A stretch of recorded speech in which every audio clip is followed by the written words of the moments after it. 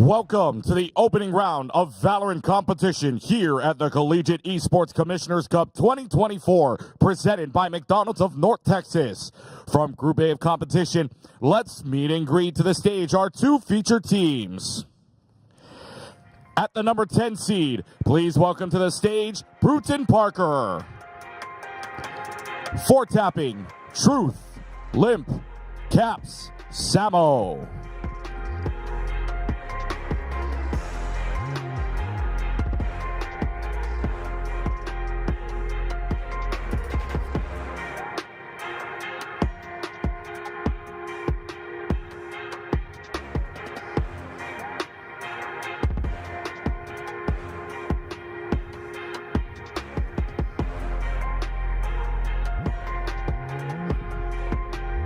And their opponents, the number 9 seed, Texas A&M. The starting lineup, Joba, Nabber, Osty Frosty, Noble, Bing Chilling.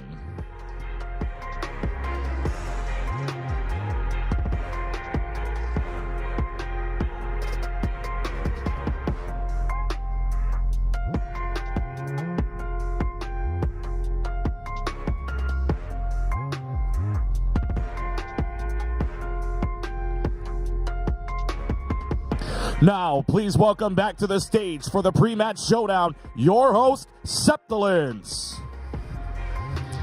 Hello, everybody. Welcome back to CECC. First and foremost, let's make some noise for day 2. Let's get excited. Let's get some clapping happening. We are going to be jumping into our first Valorant matchup of the day, so if I can get my captains up front and center, please. I've got a couple of questions, some interviewees. I don't care who it is. It's going to be one of you. Somebody get up here. Come on. Let's see it. Come on. Couple of quick questions. You know the answers already. You don't know the questions, but I promise you know the answers. Oh, the rest of you, feel free to go to your stations. You don't have to stand there. That's a promise. But let's hear from a couple of captains. How are we doing this morning? Doing great. How about you? I'm doing, thank you for asking. That's so sweet. I'm doing great. Thank you so much. And how are we doing? Hey, all good, thanks. Good to hear it. So my first question, we got to get something out of the way. TAMU Maroon makes it here through a decider matchup, a qualifier. So how do you guys feel about that? Do you feel like there's an advantage there in getting to play a little bit more? Or do you think there's some negativity or some disadvantage in that situation? I think it's nice to get to play more in a LAN experience, so you get more of the nerds out. Yeah. So I'm feeling more prepared today. Yeah, preparation, literally the name of the game, right? So on the other side, Brewton-Parker, correct me if I'm wrong, this is the first year of this Valorant team, right? So, you know, kind of competition aside, what does it mean for the team and the program to even make it this far? I mean, we all expected to make it this far. We're all experienced players. We've all played in Tier 2 level in EU. And in NA, our American players, so we didn't expect any less. And here, we've all played on LAN. No one is nervous. We're just playing our game. We're calm. We're gonna do what we did for the last months. So it's all good. Yeah, and you love it. On the other side, TAMU Maroon. This is the 3rd year in a row you guys have qualified for the CECC, and I believe most of you, it's your 2nd year at the very least. So how does that feel for the team? Do you feel like kind of those early nerves are out of the way? Yeah, I mean, we've already made it further this time, so we're hoping to go even further and continue that. Yeah, absolutely. All right, folks, let's get those captain handshakes out of the way before we jump into game. Best of luck to you both. And folks, I believe we are more than ready to be jumping into this. We've got a very busy, very exciting day ahead of us, so I think I'm going to get ready and throw it over to our friends Sam and Zobi. Folks, we're going to see you right over there. It's going to be a great game.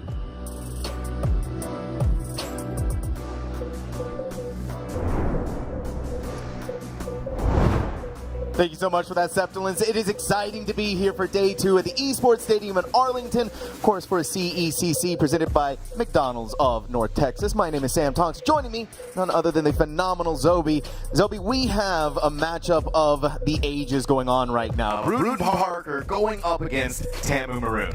Yeah, it's the Death Side, an opportunity to prove themselves using their opponent. TAMU Maroon up in the air. Are they on a downturn? Are they just stagnant? Brewton-Parker, their first year, a chance to prove themselves. And, you know, we have a little battle going on here in the caster booth. Both of our dark horses are in this race, and only one is going to cross the finish line to go up against Fisher White in those quarterfinals. You are backing Brewton-Parker, if I'm not wrong, and I got TAMU Maroon, so just like the desk, we are divided down the middle, Sam. We're all split, but that just goes to show you the level of Valorant that we're dealing with right now, especially in this round of 12. Now, obviously, whoever loses out here, That's it. That's the end of the line for them. It's over. There's no second chances. So a lot to look forward to, and a lot that you need to be able to look inwards to continue onwards in this tournament setting and look towards the semifinals, hopefully maybe even the grand finals. But it's all happening right now. We have our maps. We know where we're going to be going. We know what things are looking like, and this isn't too out of the ordinary, I would say, for what we've been seeing of these teams. Yes, we're going to be starting out on Bind, which is a TAMU Maroons pick. That second map going to be Lotus for Brewton-Parker for the Barons. And if we make it all the way, we will go to a split. And, I mean, it's so interesting, right? Yes, Lotus is that now, I would say, stock standard for Collegiate, but Ascent banned outright by TAMU Maroon. They want to be anything but ordinary here, and spoiler alert, that'll be their composition on Bind when we cross that bridge. But earlier, Sam, you spoke of second chances, and not only did both of these teams qualify here by second chance, since they missed out during that South CECC qualifier, that Pool A group, but these teams have gone against each other before, albeit it was about 2-3 months ago in CVAL South Fall, but it was a close matchup. Very coin tossy, I should say. It went all 3 maps, but it was dominant. 13-6, 13-5s. But still, TAMU Maroon took it 2-1. So there's an opportunity for Brewton-Parker to upset the past and punch their ticket to those quarterfinals. Exactly, but that's also where things start getting interesting when you look at just what's happening this weekend alone and what happened yesterday. Both of these teams were in some, I would say, phenomenally tough groups. They were. But Brewton-Parker was able to beat out what I would consider a phenomenal team in the form of SJSU. Now you look over at the group that TAMU was in. Guess who was in there? It was Winthrop. And we all know how that's going to go. But for TAMU, even though it was a 2-0, it was a close map too. It was a 13-11 on Bind. And guess where we're starting? We're starting with Bind.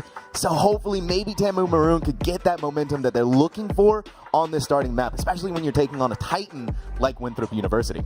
I mean, it's a confident map for them, and you'll see why. They have something that you don't really scrim against every day from their player, Nabber, and I can't wait to see how they pin that down when we jump into Agent Select. But yeah, SJSU, they were that number 7 seed, BPC 2-0ing them in dominant fashion, no double-digit matchups in that history. And we were questioning, was this BPC, coming in as a titan, or was it SJSU just not living up to the name, to the hype that the seeding pre-show delivered, and their past history, and like CBH Fall Showdown, all of these, previous winnings. Maybe it's just land nerves, you never know. So this is again an opportunity for Brewton-Parker, for the Barons, to prove themselves against TAMU Maroon. Yeah, Raviel, the 2 mascots going up against each other. Now, we do have to talk a little bit about Bind and what we might be expecting here, because we got to witness, the desk even talked about a little bit, the Winthrop versus Northwood game. That was we saw some crazy compositions coming out. We saw some crazy things happening just in that matchup alone. Most importantly, we saw the brand new agent being activated on with Clove, but that was on Sunset, completely different map. Now Bind, we typically see that Viper double controller composition, the Viper and Brim. But Viper's in that weird position right now where she got hit with massive nerfs, and that puts these colleges in an awkward state where, do we want to run the Viper? Do we want to try something new? It's only been like 3 or 4 days since those nerfs happened. Not enough time to really come up with something on the fly. You could try and bring out the Harbor, sort of fills in that same niche, but again, it's just not enough time to play an agent that you haven't ever probably touched. I mean, I can't speak for Brewton-Parker. I've seen TAMU Maroon's comp that they played yesterday against Winthrop, and they still went with that Viper pick. But, I mean, if Northwood can make a change on the fly, pick up a new controller like Clove on Sunset, I'm sure BPC could on Bind. So only time will tell. But I want to talk about the records for these 2 teams. 9-1 in CECC and CVAL affiliated events for TAMU Maroon versus 4-0 for BPC. So they haven't got as many reps in, but the reps they have gotten in have been a grand showing coming out from the Barons. So again, all of these matchups, like I said, are going to be tooth and nail, such close affairs. I'm going to ask you, Sam, are you expecting a 2-0, 2-1? How close are these matches going to be? I'm hoping that these are going to be close matches. I'm hoping we're not going to get the repeat of CVAL, right? Where we're getting those kind of coin toss, those coin flip matchups where it's 13-6, 13-5, 13-7. And you're like, okay, well, one team has to be dominant at some point, right? But no, we get these sort of what's going on here, how's this working? But it's a little bit different. Brewton-Parker has had more time to coalesce and get that synergy going since the last time these two teams have met. They've gone up against, at the very least, opponents that they're punching above their weight. And that, to me, just shows that this team is continuing to improve, continuing to compound upon each other to find the victory that they're hoping to seek over TAM and Maroon. But how do you improve? You push that limit. You lift heavier weights with each passing week. So again, I think this is going to be a great opportunity for, yes, BPC to grow, but I'll double down with you. I hope this matchup's close, but again, my dark horse, I think it's either going to be 2-0 double digits, or that third map closeness. Could go to quintuple overtime. Please don't curse us with that. For context, guys, we got a kind of look at the potential quarterfinals matchup later today of Northwood versus Winthrop with the NECC semifinals last night. 64 rounds. 64 rounds. Over 2 maps. Not even 3 maps. Not 2 three. maps. 2. You know, quintuple overtime, and then I think it was a double overtime on the second map. So let's hope we don't get that here, because I know our other casters are eager to cover their games later today, see who their grand finalists will be on Showdown Sunday. But otherwise, I mean, you know, maybe I'll let the cat out of the bag. Maybe we'll talk about these compositions we expect to see a little bit and how you think that they are going to fare, how they are going to differ between these two squads, all right? So for TAM and Maroon, historically, they run the Viper, the Deadlock, the Raise, the Sky, and the Brimstone. Now, Napper's a menace on that Deadlock, but what they're going to be up against is potentially a stock standard, I say, the new Sky nerfs, making them run a double initiator comp with that Sky Gecko, and then the Viper, Raise, and Brim. So what are going to be some difficulties for BPC, and maybe some shortcomings of the Deadlock pick for TAM and Maroon? Listen, I have nothing against Deadlock, okay? Nothing when I say this from the bottom of my heart. Garbage tier. You just know how to play them, okay? Listen, I don't need to know how to play them to know. Now, listen, the wall is great. The wall is really cool. You, all right? Listen, if there's anyone who can convince me, it's absolutely going to be Napper. But that still talks about the sort of meta that we're in, and that Deadlock doesn't provide as a sentinel, right? The denial of lurks, the information gathering potential that you're able to get out of something like a Cypher, something like KJs, even something like Chamber, right? So when you can't protect your flank like that, sure, you're able to put up the sonic sensors, but how are you going to be able to work around that? Brewton-Parker, now this is a look I was not expecting. Coming out right off the bat with Yoru, but things aren't looking too out of the ordinary for Texas A&M.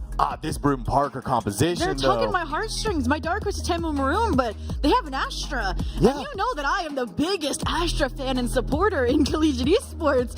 Oh my goodness, Caps, I cannot wait to see how you run that. But what's interesting is usually it's an Astra or an Omen, not both here. So I'm curious to see. That's definitely because of the Viper nerfs, I'm telling you. 100%. But I need to defend the Deadlock pick here really fast. I'm not going to let you slide. Okay. Yes, they aren't used for that flank, but they're more used as a post-plant attack sentinel. Exactly. All those sonic sensors, tapping on the spike, that irrefutably makes noise. So it's like a trapwire, a spy cam that you use to delay that clock. It forces them to get off of that diffusal. It forces them to take those confrontations, so as soon as the sonic sensor goes off, double swing, you're concussed, you're dead. So yes, it can watch the flank, but you just dedicate a player like a Brim, or I guess, yeah, like a Raze, who is playing those paint shells, playing those post-plant mollies. That's my only concern, I feel like, with their composition, which I think is why they went with the Astra, that gravel and extra layer. Exactly. Joba was giving us a lot of different looks, by the way. The agents they were hovering. I think I saw... They're memeing us, okay? They were absolutely memeing us. So I saw Phoenix, I saw Chamber, okay? And now we eventually ended up on the Viper. So it's going back to the comfort pick. Again, right? Not enough time to really come up with anything new. But, I mean, Brewton-Parker's going out of left field with the Astra pick. We saw Reyna yesterday, but now we're seeing Astra. And I can't remember the last time I saw Astra. You know, I'm not a Brim player. I'm not an Omen player. I just don't like how their smokes work. So on Bind, when I am forced to fill on the smokes, that is who I go for. Maybe because it does lean into that kind of post-plant scenario with that grab ball that I like to play. But that's exactly what they are going to have to be. I'm expecting them maybe to be a lurk agent, use that Astral, a global utility, since they don't have the same mollies of a Snakebite, of an Incendiary, like the Brimstone, who usually plays lineup, plays that Orbital Strike.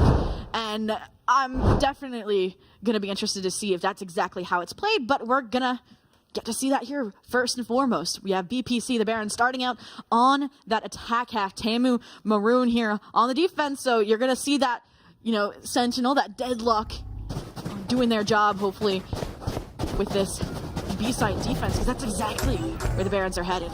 Round of 12, starting off. Brewton-Parker versus Texas A&M.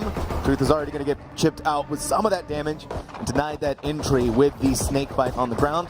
Of note as well, you only get one of those now, so it's all been expended. Got to be a little bit more judicious in that use, and judiciousness is coming through. Joba holding off on the back line, and Texas A&M is looking immaculate so far in this pistol round. Samo is going to trade things out in kind. A little bit of a ping forward. Samo is on a tear. But finally, the paint shell is going to come in and blow the legs right out from underneath them. It's a 1v2. Cams all by themselves and only 48 HP against this Texas A&M Brim and Raze. We're full health. They're going to swing through.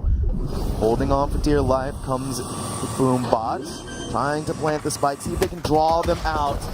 They tried their best, but Aussie Frosty looking just a little bit better. Tamu taking the first round. Playing that so cautiously for both squads. The Tap trying to bait out that overextension from Tam and Maroon, but not only do they not give them the full swing, they don't even give them the time of the day. Jiggle Peaks chip damage, and that is how you get a clean round on the board. The second round buyout comes through, but of note, a heavier investment. 3 Deagles instead of maybe 1 on that duelist, likely because it is a more aggressive composition. But I want to talk about Samo. When I was looking back at ECAC, the event that BPC used to qualify, they were consistently that top 5 player as an info initiator. So that's something to keep an eye out here, shown by that pistol round performance. But for now, let's see what they can get done on this eco. Yeah, there it is. Grab neck goes down. That forces, at the very least, Brewton-Parker to slow their roll for just a second. 4 tapping, more like 1 tapping. Noble is going to get cleaned up and put away. Texas A&M already losing 1 member to this pesky Yoru. Brewton-Parker chipping away at this wall right here. Truth is so determined. 5 bullets in the mag, not enough. No, it's not enough. And they're doing it all alone, Zobi. I think that's what hurts even more. So again, you mentioned first blood drawn by VPC, so a good start, but so much delay utility from the Deadlock, quick pivoting. And there's a fake happening onto this B site.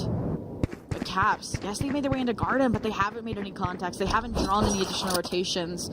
So it's just more of a standstill here with less than a minute left. BPC has to make a decision, has to make a gamble and all in, because you're not going to save some classics and some deeds. The question is, where do they go? They're in spawn. They're just chilling. Zobi, they're they okay hand with off the spike and the gate crash towards B. That's a brilliant maneuver. But it's also brilliance from Bing chilling, waiting inside of Puka with the judge. But they don't have the weapon out. It's gonna be the ghost instead. There's a firefight. Bing Chilling's gonna win the 1, but Limp has the trade through, the follow through. Truth is waging a war of their own inside of Showers. Decides that retreat is the course of action, but Naver catches them just off the back of that approach. It's a 3v3. Spike is planted. BPC has pretty decent odds at being able to win this out against Tamu. Start of a beautiful second round. Default Thrifty in the makings. Caps on the front line. They have no stars left, but it just landed the solder. Sacrifice to that 4 tapping. Can maybe finish things off? No, it's the hero Tamamarun needs. Joba delivers the 3K, denies the momentum swing a Thrifty would have achieved, but BPC, they're gonna walk away happy with that. Only 1 weapon being carried over by Tam and Maroon, almost squashing their chances of a 3rd round bonus conversion. But if anybody can make me a liar, it's gonna be Tam and Maroon. Let's see what they've got up their sleeve. Maybe they're gonna force, but let's see if they do that full save or not. I could see a force from Tamu. I could. Honestly.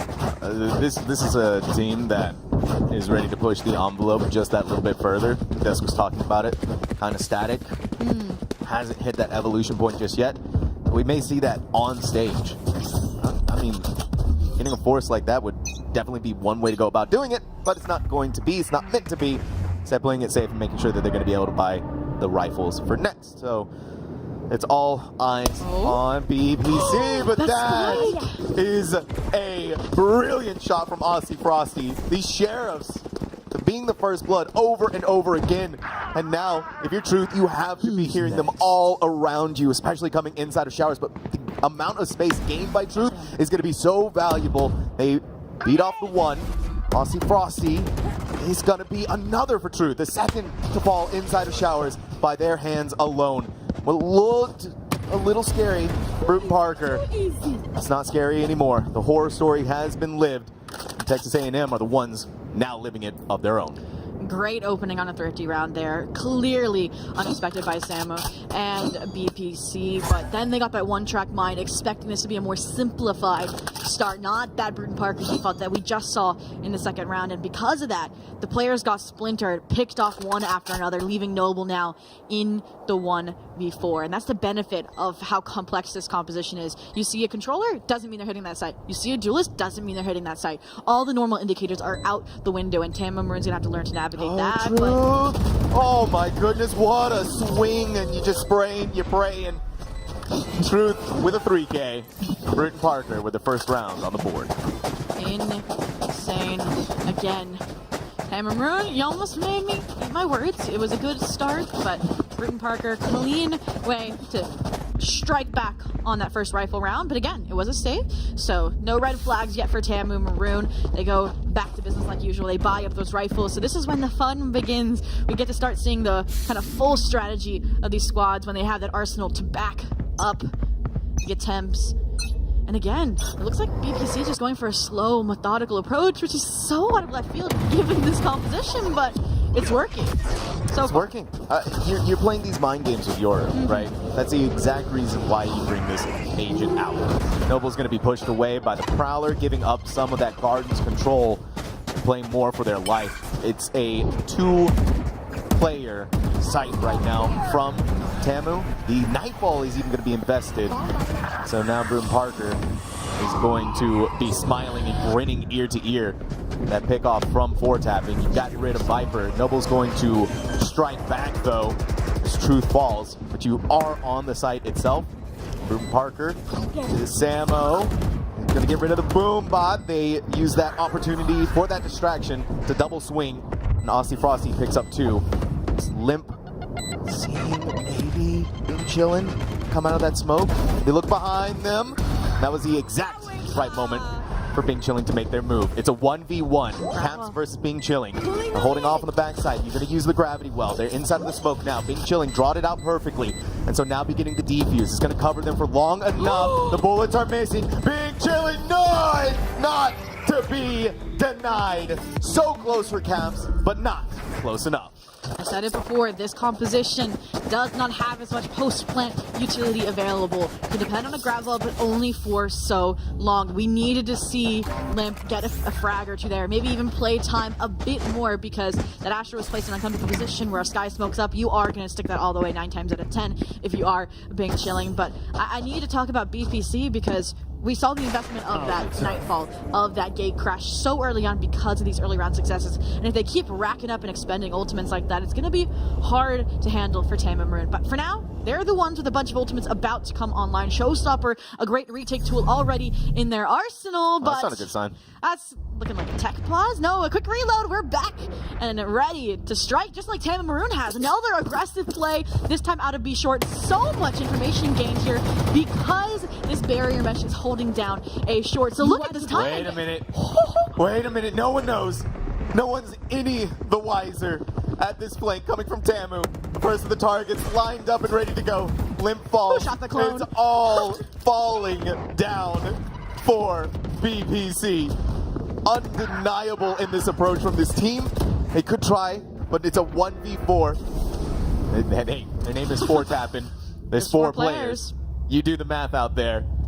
It adds up for me, personally. There's 4 players, 4 bullets, but there's a showstopper. Frosty, things get dicey. So I think Four Tapping might have called for the save, might go for some of those odds and ends here for Tamu Maroon, but you said, the deadlock, not as until we'll hold down the flank, but Brewton-Parker has no sentinel to hold down the flank, and that was just exploited outright by Tamu Maroon. So a great play from the IGL, a great team call there, and a great finisher from Noble to get that 4th round here for Tamu Maroon. Reminder on their map pick.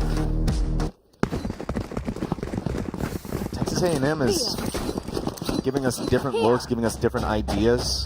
That kind of alert play, when you know that your enemy doesn't have a sentinel, is genius level reads that you're starting to see from this team. I wouldn't go genius level, but it is a good opportunity since you've never done it before. You sent practically the entire team to accomplish that flank, and it was just as easy as that.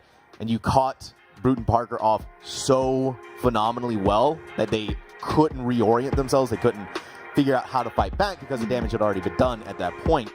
And so now we're looking at a situation where a timeout needs to be called. It's 4-1, so it's not end of the world. It's not tragedy level cataclysms just yet, but it is starting to give the roll over to Texas A&M, who only round they've lost is the save round of their bonus.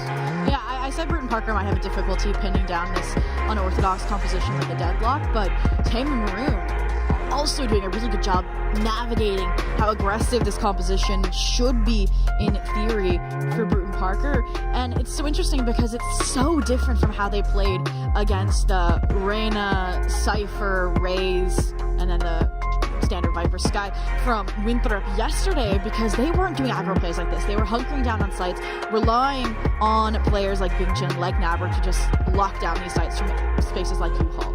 And I think that shows how adaptable this team is and how these IGL calls are. But for now, back into the swing of things. Round has started. We'll get to see the culmination, hopefully, of that timeout. Maybe not this round, to say, but the following for sure. The concern's going to be that Tamu Maroon with these ultimates can shut down that timeout's momentum.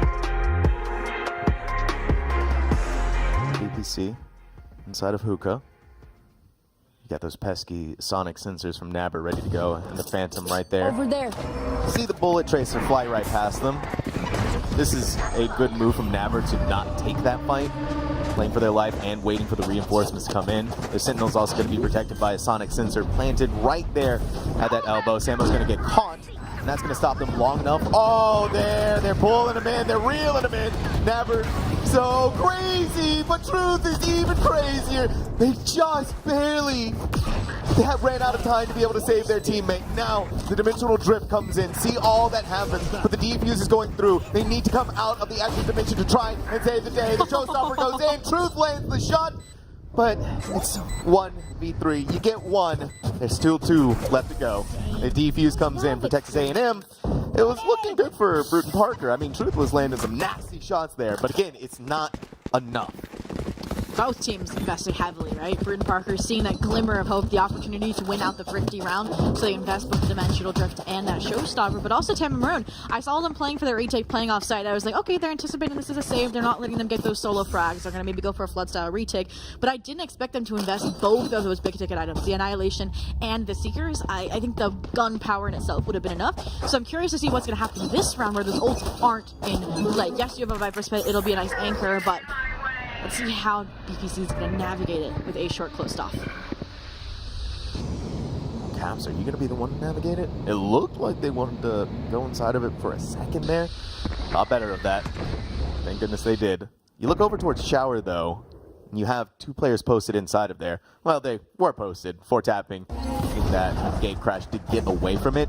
Because of that Viper's Pit, the way that it's set up, it's going to be so difficult for Brewton-Parker to want to fight inside of there. You don't really have any ultimates to pull them out. There's no dimensional drift. There's no nightfall, so you can't catch that Viper unawares. You could Omen ult and see if you get lucky enough, but you're not going to expend an ultimate like that just for a gamble play to see where they may be. This is Brewton-Parker giving us a very staunch lesson in slowing down the round. They are not gaining too much information, though, which is the concerning part. Yeah, I think they're hoping that the deadlock's going to over-rotate to A, because as you mentioned, these sonic sensors require somebody to punish, and with them pinned down by that fade utility, they can't swing out of that corner. So GravNet to appease the oncoming tide. Noble could have the timing here, and they do. Truth though, good for the trade. Nabber in an uncomfortable position trying to get out of that corner, but Bing Chilling has arrived to reinforce this early pressure. Stuck there, Cavs couldn't get out, even after they planted the spike. Bing Chilling 2 now on the board. More tapping. Oh, needed to switch over to the Classic. Now they have the big Vandal in hand. They get crash over to here. See, but the spike wasn't planted for them. And it's all Tamu Maroon. It is all Texas A&M right now. A 6-1 scoreboard. The captain for Brewton-Parker mentioned it. Individually, these players are stellar. They're rehearsed. They're experienced in the Tier 2 scene. And that's been evident in some of these post-plant plays coming out from Caps, coming out from Fort Tapping, the hero plays from Truth. The issue is that just as a team, Tamu Maroon has looked so cohesive thus far. They've already locked in 6. They have guaranteed a tie at the half. And that run was the perfect example. Yes, Noble goes out on a hero play trying to more conceal the fact that Nabber's there, but Bing Chilling, perfect on the rotation, bails Nabber out, allows them to forward pressure BPC as soon as that spike plant goes down. So now BPC resets back into a save. No timeout. You don't want to double dip this half when it's a full series, a full map. And because of that, they're going to aggro. No more default, no more slow push here, Sam. No, it's time to push the envelope as fast as you can. And this is looking pretty good from them. Fort Tapping is going to gain some of that Lamb's control. The paint shell is going to force them into an awkward position towards that corner, but they do get away before Aussie Frosty readjusts and looks towards that direction. They try to flash him away, but look at what's happening in Heaven and look at what's happening across the rest of the map. Scoreboard is lighting up for Texas A&M, and even though Limp is able to grab their one with that Sheriff, I don't anticipate them grabbing too much more than that, especially not with 45 HP, a double swing like that, and Aussie Frosty firing on all cylinders. Tamu, kind of what happens. It's their half now. I mean, when you're a duelist, it's 12-3. The tip of the spear, shiny and refined, is definitely going to pierce through this BPC attack. And the cause for concern now rising because with this composition, I would say the attack side would be the strength because of that double duelist. But again, I keep thinking back to the fact that they don't have that post-plant utility. Because 90% of the time, Tamu Maroon has let them onto the site. Yes, there's those stock rounds where they have gone on the offensive and shut out a site execute. So that's where the improvement needs to be, but they are running out of time. 4 rounds now, I would say, left for them to get those points racked up. And the issue is Tamu Maroon feeling confident, wants to push forward. Can't blame them. They really want to make sure that Aussie Frosty can build up to the showstopper. Some ping through the smoke, but Aussie Frosty gets away with the ult orb and with all of their shields and health intact. That's a massive victory for Tamu, even when you're just considering the early starts of this round. You have Noble back and forth, jump peeking, seeing if they can spot them out of long. It's about to happen. The taunt coming in is going to be good enough for them to know that this is where the assault point is going to begin. Noble, first comes the clone, not going to be drawn out by that. Now they're waiting for the rest of the team to come through. They're going to try and hit the flashbang, but the wall comes up.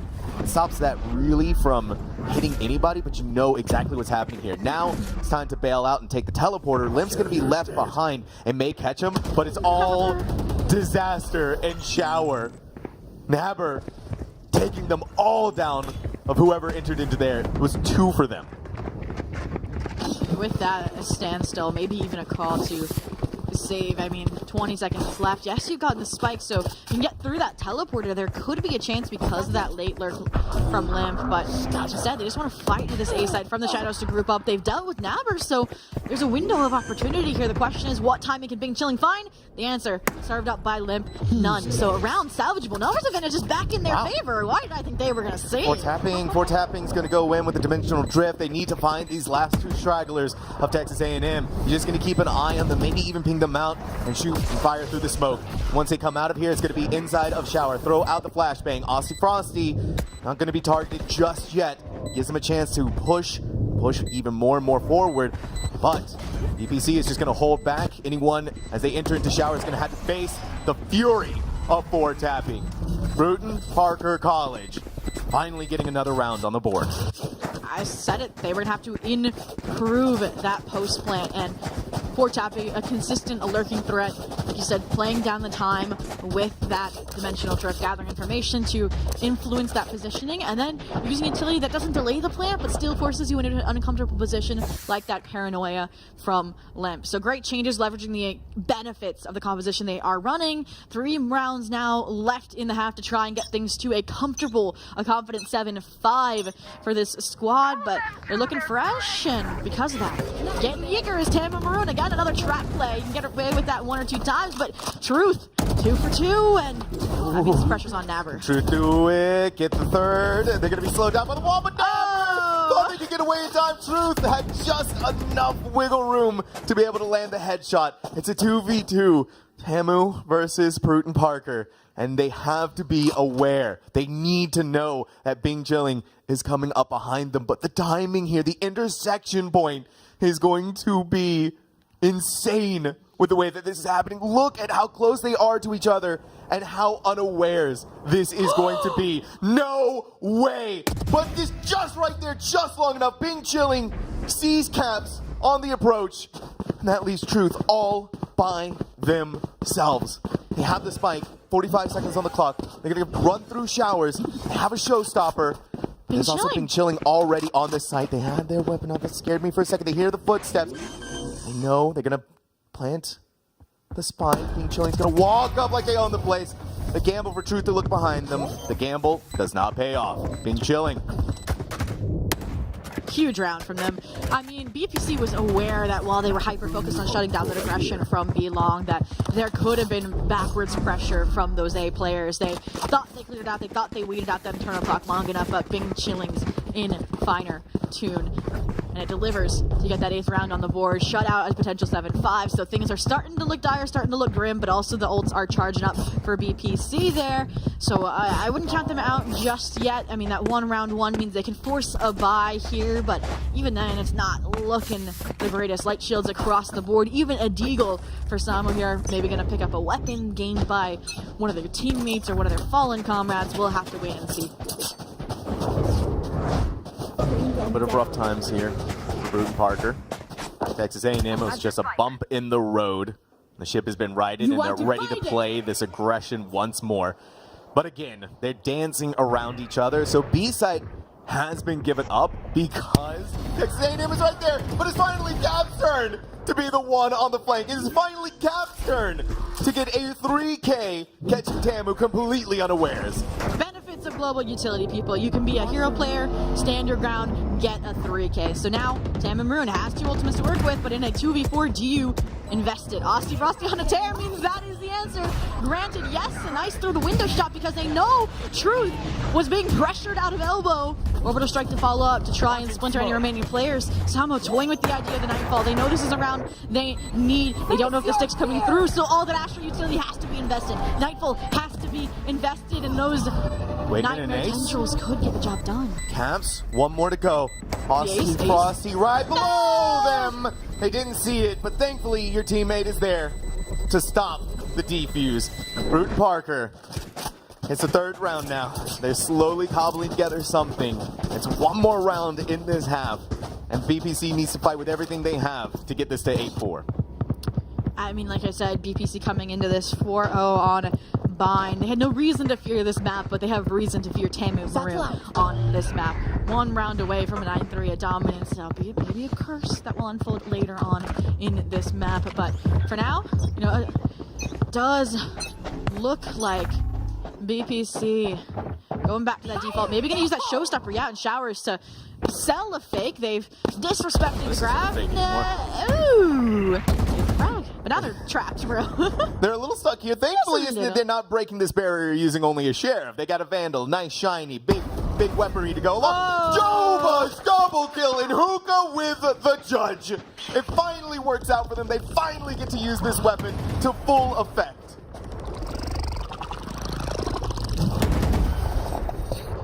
I mean, you get the opportunity to close things out, but still a 1-person disadvantage.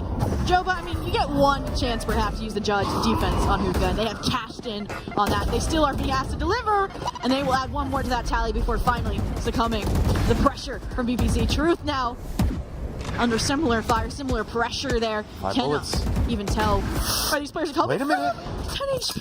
10 HP, 10 HP in a dream, 10 HP is the ace. It is only the ace that's going to save the day for Brewton-Parker, but instead it is Bing Chilling saving the day for Texas A&M, a 9-3 first half. 9-3 curse set in stone there. Insane. But, I mean, 9-3 curse, we might need to sit back, grab some snacks, grab some food, because we could be in for a wild ride. So, quick reminder, maybe McDonald's is where we can go. CECC 2024 is presented by McDonald's of North Texas, the official quick service restaurant of the CEC. You can download the McDonald's app to get $0 delivery fees on any purchase of $15 or more. You know, if we both order, then definitely will be over $15, I think. So, Listen, we're I'm set. about to become a McDonald's fan because they brought back their steak, egg, and cheese bagel, and I am... Ooh, I me do tell love you. their breakfast. Let me tell you, McDonald's breakfast just hits different. So does their Does. lunch, so does everything about McDonald's. Let's hope they had their McDonald's, because this is going to be a comeback UPC has to stage, Sam. I couldn't agree more. We have Texas A&M, though, in the lead now, starting off on the second pistol round of Bind. Things are actually looking a little dicey for them. Look at how low Noble is. The spam fire through the Astra smoke. We get to see how this team is going to operate. Brewton-Parker on this double duelist defense. Push him away, an exchange of paint shells, but not an exchange of life just yet. As Joba inching their way slowly towards and lurking slowly towards gaining all of the space on A. It's going to be good enough for Tambo to just walk right through it. Limp looking a little bit further, didn't realize how far Joba had made it. Quick weapon switch, but Joba is not able to convert the second. Spike is going to be planted by Texas A&M, and they're even going to be delayed further by the use of this barrier. Caps is still on the site. Caps, it was close, it was almost there, but Lamps finally falls once more to Texas A&M. Now we lean into this better suited composition for a post plant. Damn Maroon, Bing Chilling alive. Hopefully they have the incendiary. We'll have to see what that first round buy-up looks like for them. My guess is by this aggressive position is not online, that they're trying to delay time alongside their teammates. And that answer has been granted. Bullets whittled away by the Prowler, but not enough. Good frags to hold their ground now. A 2v1. Truth again asked to deliver, be that hero player with time ticking away. They won't even have the defuse, so everybody potentially gonna die to the spike here. The teleporter? Yeah, save your classic. Yeah, save the classic. Save the classic. The Sen classic, of course. Of course, the Sim Classic. Go buy the Sim bundle. Just kidding. Don't do that. But Texas A&M, it's 10-3 now. They are continuing the momentum that they shifted from in the previous half. And okay, all right. You know what? I was a deadlock hater. I was a little interested, I would say, in seeing them. Kind word from me.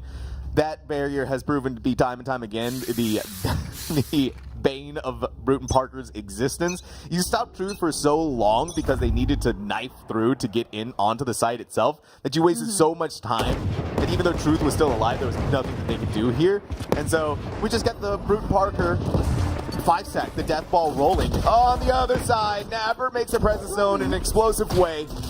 Give a headshot with a stinger. They're going to back off, throw down a grab net to slow them down even more. Brewton-Parker is just getting cleaved down one by one. They did not like how dicey that second round was in the first half. One player, Joba, the hero, walking away with the rifle. They want a full flawless here. Caps has the deagle, has the weapon to cap some Tammy players, and they are going to do just that one. Though he's all there. Joba returns in kind of ironically. So yes, robbed of the flawless, but 4 rifles to carry over. They were close to converting the bonus beforehand. Nice little surprise play. With these weapons behind them, that double Guardian, they could have enough firepower if the lucky shots find their mark. And that would be devastation for Brewton-Parker. That would be map point already. You would need 9 rounds in a row to send us to overtime. So they need this round, and I'm concerned with the light shields. I'm a little concerned with the light shields myself as well. Thankfully, no outlaws are out here, so no one-shots, no one-taps coming through Texas A&M. But this team has been looking just as convincing on attack as they were on defense. And the convincing, well, you don't need it anymore. The proof is right in front of us. Noble's headshot is going to send Brewton-Parker into a tailspin. It may not be able to recover from. Naber is already on the site itself. They're even going to peek through the smoke on the other side. They thought they could take the fight at Showers, but Limp was ready to follow through on the attack the second they made too much of those footsteps happen here. Joba protecting the lure, protecting the defense. 2 players, 2 headshots, just done. Limp is not gone out of the fight just yet. Time, their only enemy. 3 members for Tama Maroon waiting, and they are holding all separate angle here, with the single convergent point being that spike, that objective for Limp. And while they're being thorough, again, this dark cover is not going to protect them from this onslaught, this swarm of players like bees to a hive to lock in a Tama Maroon 3rd round bonus win, mind you, and map point. This is feeling unstoppable for Texas A&M. What can you do there? What can you do here if you're Brewton-Parker? 12-3. We've seen crazier things happen in the game of Valorant, but this would be a miraculous occasion for Brewton-Parker to form together anything beyond what we're seeing here. Texas A&M, 3 rounds now. It's been 4 in a row since the previous half, and it's looking like they're ready to close things out. They're operating now full firepower. They're operating with only one thing in mind: to win. The firing squad is in. It is decisive. Texas A&M still has the numbers on their side. Full and complete control of this A site. The barrier goes down, the spike along with it. What do you do, BPC? I said it before, this proactive utility from the deadlock as well. Gonna safeguard this A-site control, and it's just gonna wheedle down the clock so far for Brewton-Parker that, yes, for tapping you have a judge, you have that U-Haul control, but that is nowhere near the spike. Finally, 15-20 seconds out of that 45-second timer, you've gotten through, but it's map point, you gotta go, you can't save, you gotta win this round out or it's over. Nice cohesion here, but they haven't dealt with the shower, but now they have. And then they're gonna commit the wall up. Noble runs on through. For tapping, knew what was on the line, knew what was at stake, dons the cape, and flies through to get Brewton-Parker 4th round. But I mean, Zobi, again, it's just it might just be a bump in the road here for Tamu. They have 8 more rounds to win. This team, though, I mean, flawless run through CECC. They are confident in their abilities. It's really just going to be now a test of the mental fortitude of this marathon, like you said, of 8 rounds in a row to send us to overtime. That round being close means that, in my mind, it's going to be difficult.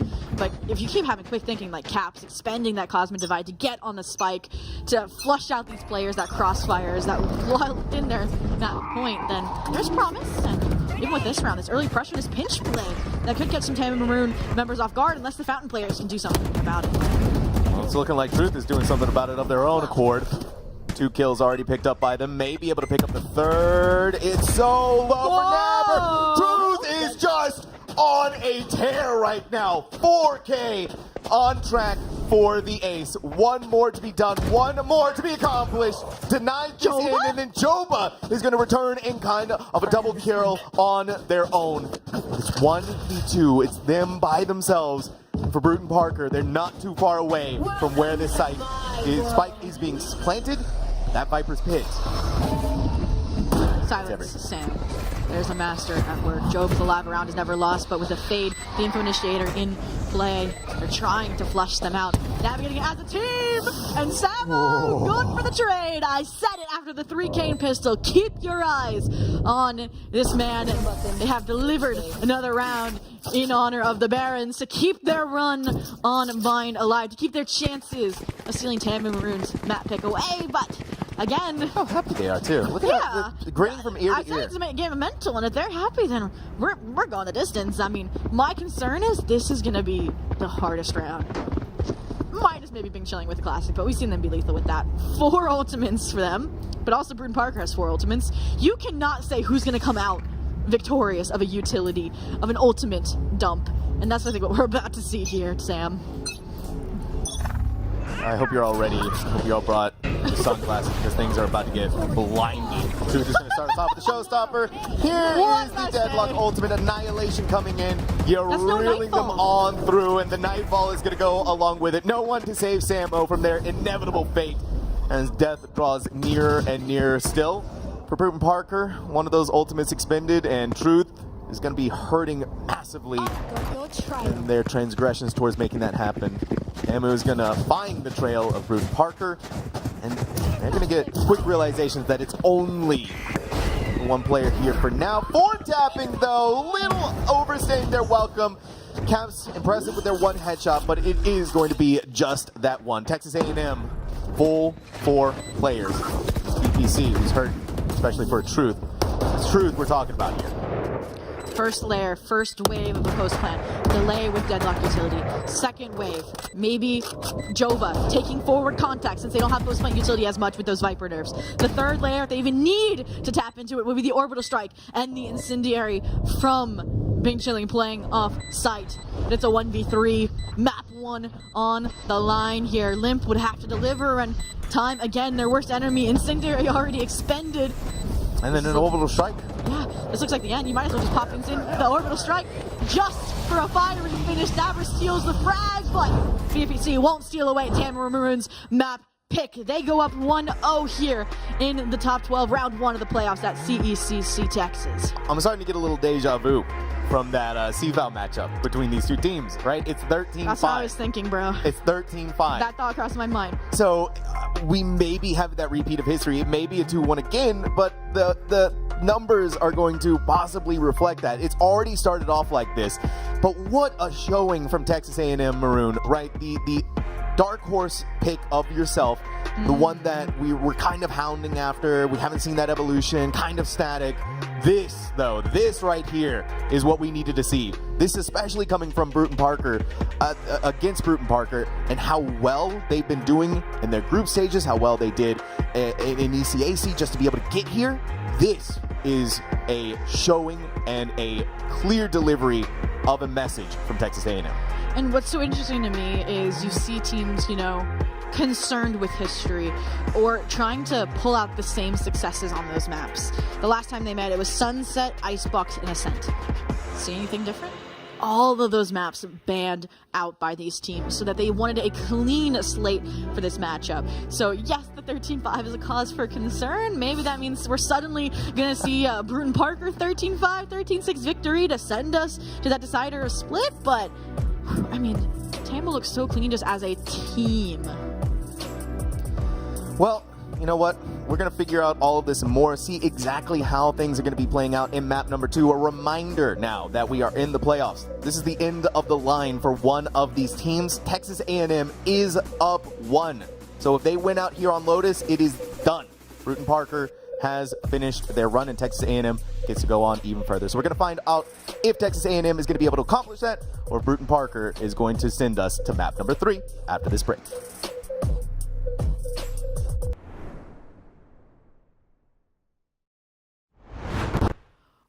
Welcome back to the Collegiate Esports Commissioners Cup, powered by McDonald's of North Texas. My name is Obi. I am joined by Sam Talks, the Sam who talks to bring you map 2 of our first round of playoffs between Tamu Maroon and Brewton-Parker College. Thank you for your patience, and we are eager to get back into things with map number 2 after Tamu Maroon, my dark horse that's pulling ahead in the race, Sam. They pulled ahead. The horses are galloping, and it's looking like it's going to be good for them. But before we go any further, before we start talking about map 2, let's pull away for a second and look at map number 1. Now these stats right here are incredibly impressive if you're taking a look at what Tamu had accomplished. It feels like everyone was doing their job. The flip side though, a little okay, it's not quite. All right, BPC, we're getting a refresh, you know, take a step back even further for a second. I will say the Yoru and the other teammate for BPC definitely put up quite a few numbers. They did. I was zoned out because obviously the Rays, you know, Truth put up insane numbers, so definitely up there on the leaderboard regardless. Over 300 ACS. The Tamu Maroon was more well-rounded. You had that clutch factor of Joba in comparison with Aussie Frosty. So let's take a look at those duelists closer, since Joba was just barely ahead of them in the stats department. It was a battle of the duelists. The impact that these raises had. I give the edge over a little bit more to Truth, but that's not to say that Aussie Frosty wasn't putting up numbers of their own. Oh yeah. But I mean, Truth was getting multiple frags out in a row. I mean, consistent performance over and over again. We saw 2 4Ks from them. I think maybe a third one in there mixed somewhere around. Cry. It was a performance of the ages, but just not quite enough to be able to bring them over that line. And so, yeah, we have Aussie Frosty, we have Truth, but, you know, Lotus could be that difference maker. It's still going to be that raised map, so I wouldn't be surprised if we still see those two occupying that spot. And Lotus, our next map, is another kind of map that is a battle of the raised situation.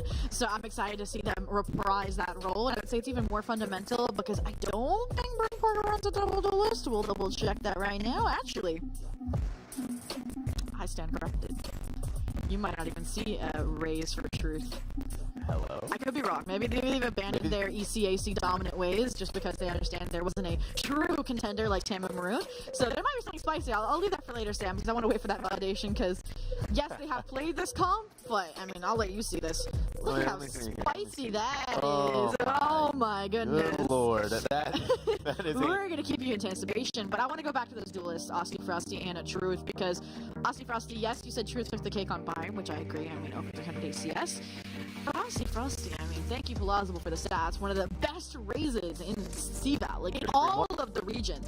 So I think they just have that reliance on the rest of their teammates that they don't need to show up. But when they are pressured, when they are pushed past a 13-5 dominance on map 1 over on Vine, that is when they will start delivering, putting up those numbers, maybe even an ace. That's the whole thing, right? Because Truth was kind of having to do a little bit of overtime when it comes to carrying Brewton-Parker through Bind the way that they did, whereas Aussie Frosty, the numbers don't reflect it because the rest of the team is reflecting it. Ooh. Now, though, we go into Agent Select for Lotus. Ah, there it is, Brewton-Parker. They're going back to stock standard. Yeah, they're going back to stock standard, and the whole big topic of discussion here is, well, that we're still seeing Viper on Lotus. We are. Even with some of those nerfs that she's suffering, an invaluable agent still being able to cut off those long sight lines on B and on A. It's vital, absolutely vital, and to be able to create those fake outs and cause chaos, sow the chaos. And Joba still toying with our heartstrings, causing chaos here. I was like, number one, you're not going to take Nabbers deadlock if we're going to see a deadlock, and I don't expect to see them on the chamber, but with their performance on map 1, I would say they'd be granted, justified, even in that agent select, but their go-to is typically the Killjoy. I feel like a Cypher would be refreshing. It would be. I feel like the spy cam, I think the Odin spray through wall when you're, you know, darted is a nice adaptation I've seen when you have like a Sova pick, but maybe we'll see Caps with that Odin come out to play. So close. Joba. Again, Joba is giving us the whole breadth of the agent select before we actually get into there, before settling on this KJ. So what this feels like to me is it's like Tame Maroon says we withstand all of the nerfs. We maintain our composure, our agents that we know and love, versus it's more adaptation, I feel like, from Brewton-Parker to the new metas. Yes, they still suck with the Viper because it's Lotus, and you couple that with the KJ, and it's like they don't even exist. But they dipped to the Sky again. Instead of a Sky, it is going to be that Fade pick here, which, don't get me wrong, they were also a dominant, showing a great solo player from Soma over on Vine. Or Sam, I'm sorry. So I'm excited to see how they play this now that there's 3 sites in the mix. Yeah, the adaptation, but, you know, the collegiate special, we miss Haven dearly, but Lotus has been a fine substitute in that aspect.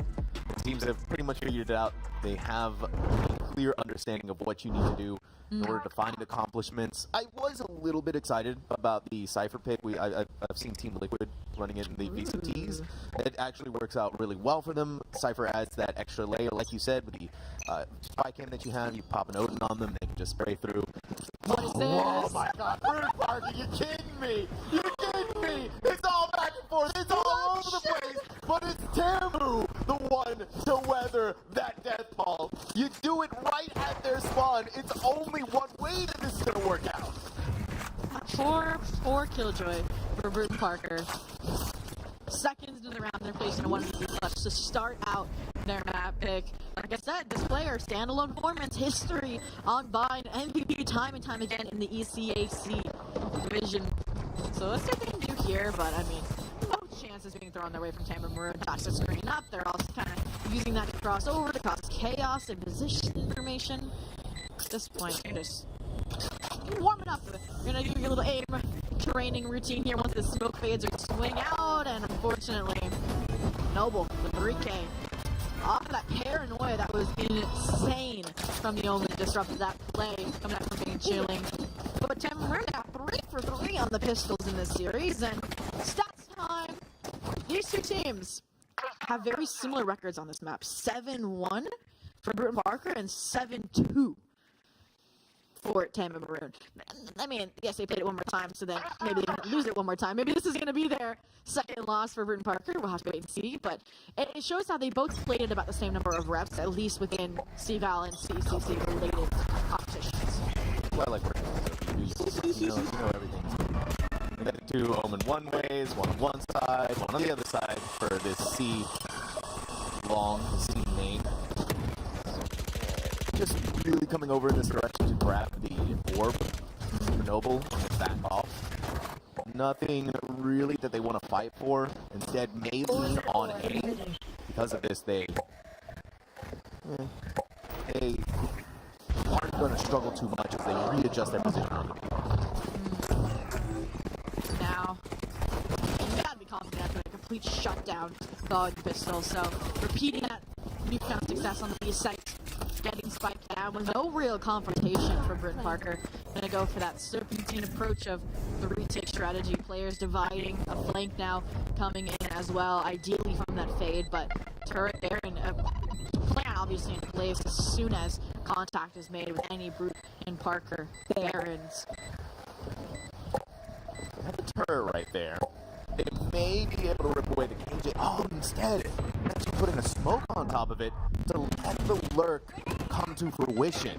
Aussie Frosty holding close and tight on this angle. Bring one to come through breakable. Meanwhile, caps on their lurk so the one falls to try to get towards the second. Flack is starting to tick away, so there's really no chance for Brewton-Parker to hit the defuse. But you got a couple of weapons offline and did some of the damage that you were looking for. I also mentioned this over online, though, that the early round frags, early round ultimates are so pivotal to the middle of this half. And the fact that Tamu was able to, the BPC was able to deny those 3 ultimate orbs, instead died to the spike, could come out to play in evening this playing field just a bit for these squads. I like what we're seeing from Brewton-Parker, though. I like them. Instead of going for that death ball that we saw in round 1, they played it much more reserved this go around, not taking too many crazy chances in an attempt to secure a side or to secure a kill like that.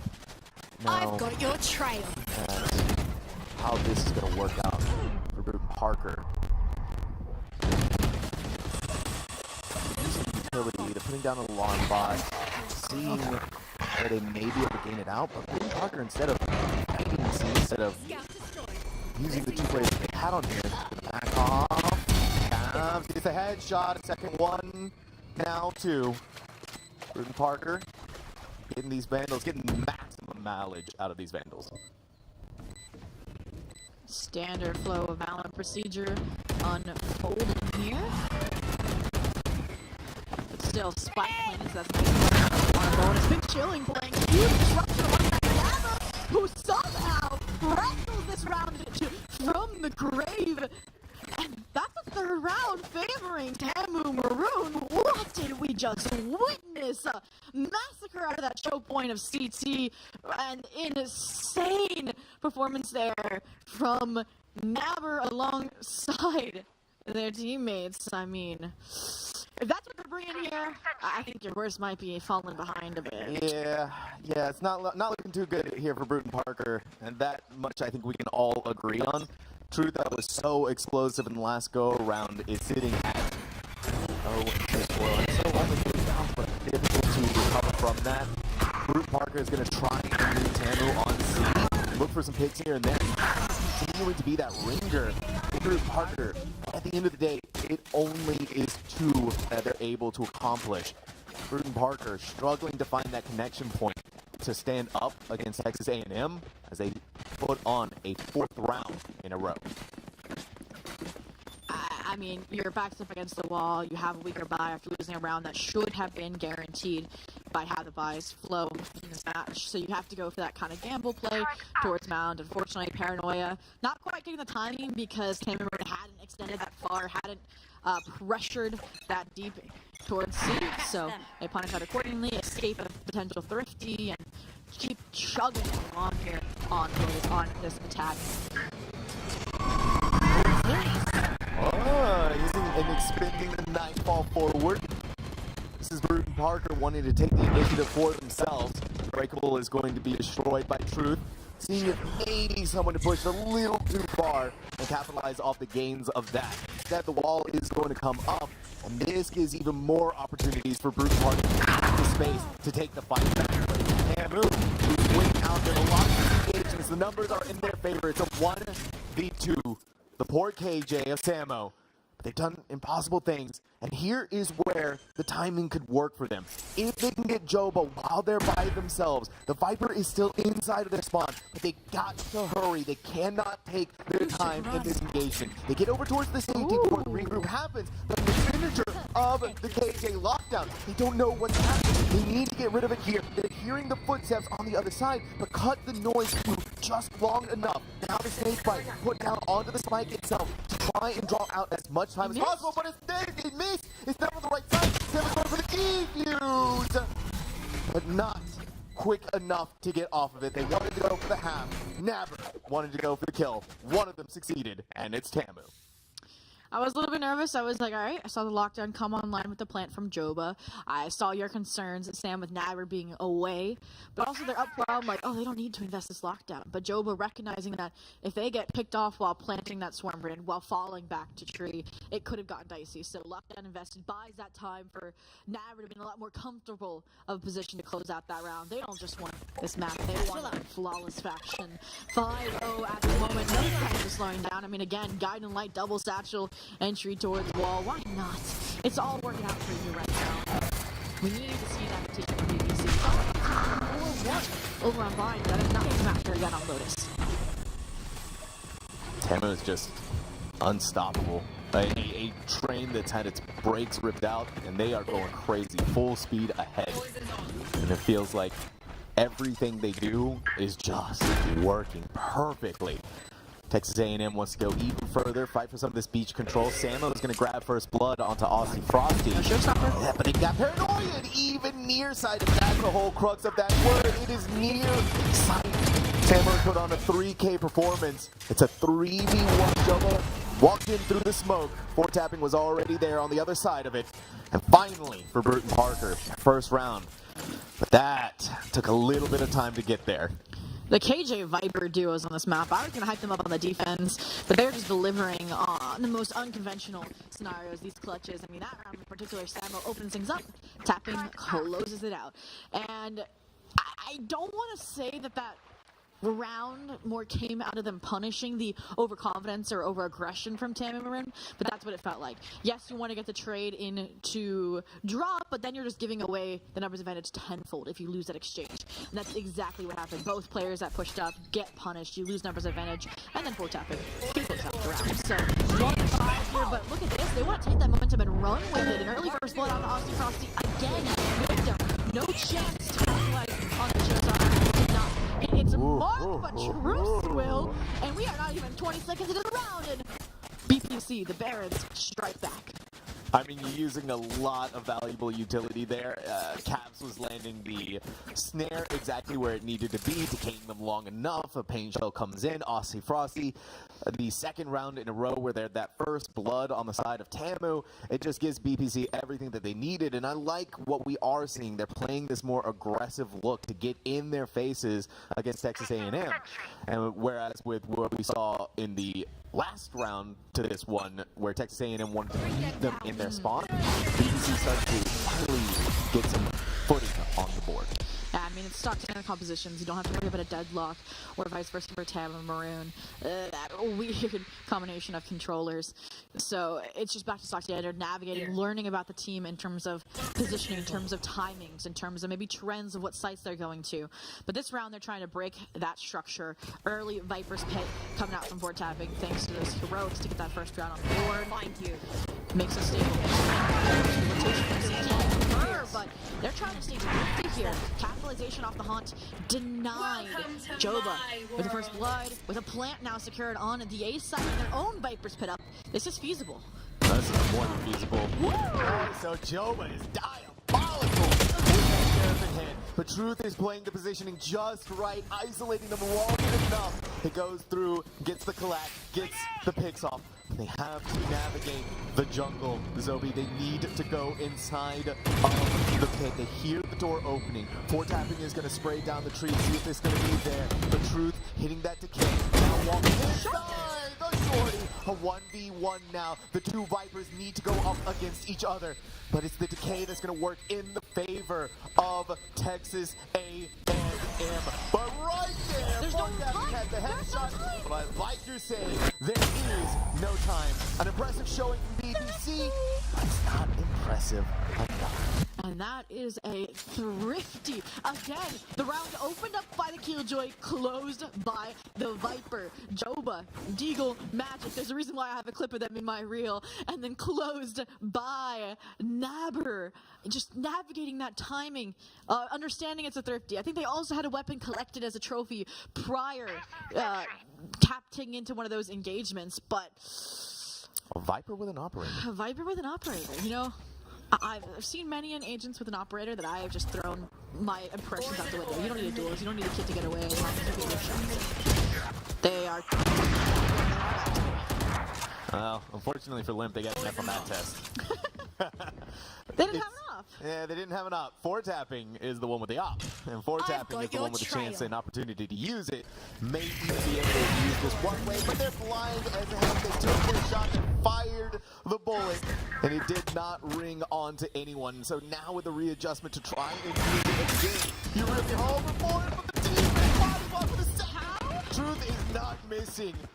I don't know what just happened there and how they didn't fall, but that is a brilliant headshot they were able to pull off. In fact, it's good enough to scare Tamu away from C. I like the Nabber lurk, but the issue is the anchor from Samo. This alarm bot in range, active here. So they're going to get that early indication, and we should have that exodus of players from C over towards A. The question is how fast, and can they get this frag onto Samo? It's multiple pieces of utility from KJ that was just used here. And that's going to draw the rest of Brewton-Parker back over towards this retake of Ooh, the lockdown.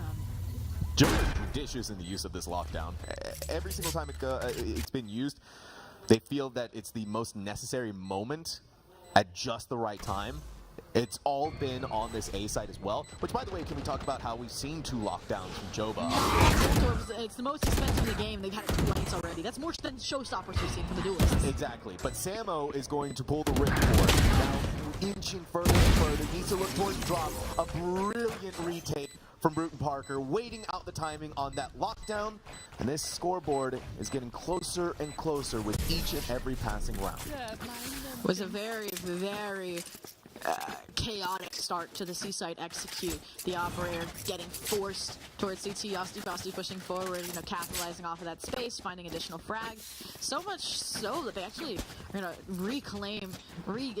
obtain that operator to try and pass on the truth instead of tapping. And I was curious about this because typically you see a Raze and Omen alongside each other, maybe pushing mound, and that's exactly what they're trying to do. Now, pair truth, don't put them on this island that we know they can, you know, swim on, but pair them with an initiator or a controller that can enable them.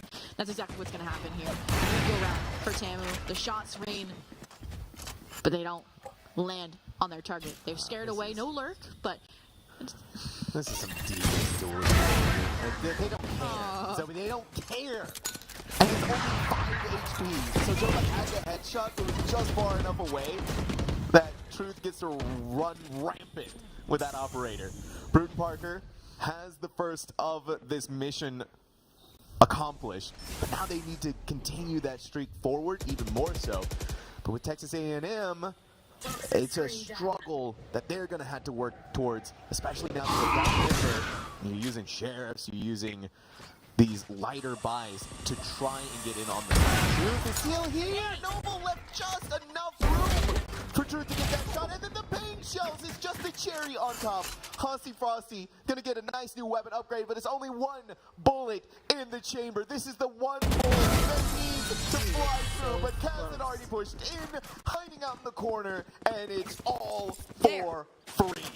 Brewton-Parker 4-6. No 9-3 curse here. Like I said, those first initial rounds, yes, you may lose them, but you're gathering information, you're informing your IGL or your coach to make these now more definitive calls, and they have been hitting the nail on the head. So much so that that dominance, that 5-0 we saw is starting to crumble, and I can see the light at the end of the tunnel. I can see that 6-6 and BPC inching forward and forward towards it. Fortunately, last round was a save for Tamu Maroon. So now we get that rightful buy, albeit a few light shows across the board, but they still haven't figured out how to navigate Truth as its operator. That was in the last round. So the fact they're fighting into it, let's see what's going to happen. They just don't care. They're going to let someone else. It's the thinnest of margins, a pixel of Noble. It's all that Truth ever needs. And it's just the insult to injury. When you get the headshot of the operator, it makes me want to scream at the top of my lungs, and I'm sure we might be getting a little bit of that from Noble. But Brewton-Parker already making their mark on this round. So now, the initial site execute canceled by losing that prime initiator. They're trying to find an opening, and they're starting to fight into it again. Unfortunately, the rotation is down. The shots are connecting, and yes, they're shot down after another 3K on the board by Austin Frosty, but that places them again in the clutch situation. 1v4 this time. No opportunity, which will give them one, but 4 tapping secures the trade, secures the fifth for Brewton-Parker, and Tamu Maroon, they're broke. Yes, they can force up last round of the half, but I said it before, 6-6 in the near future. My crystal ball is glowing. The mileage that Truth is getting out of this operator, by the way, is just compounding the fact. It's like 4 tapping starts with it, misses 1 shot, and is like, here you go. All right, Truth, you know what? You can have this one, buddy. I'll take the L here. By the way, Truth was languishing at the beginning of this game, now 11-9. So the operator in their hands is obviously The solution. The solution is getting everything that they need and then some. But they're not going to get too much more than that. Truth wanted to take up that high position, decided to drop down, and now they drop down even further. Sambo to join them. This looking like a side take from Tamu rather, as these Guardians and the Stingers.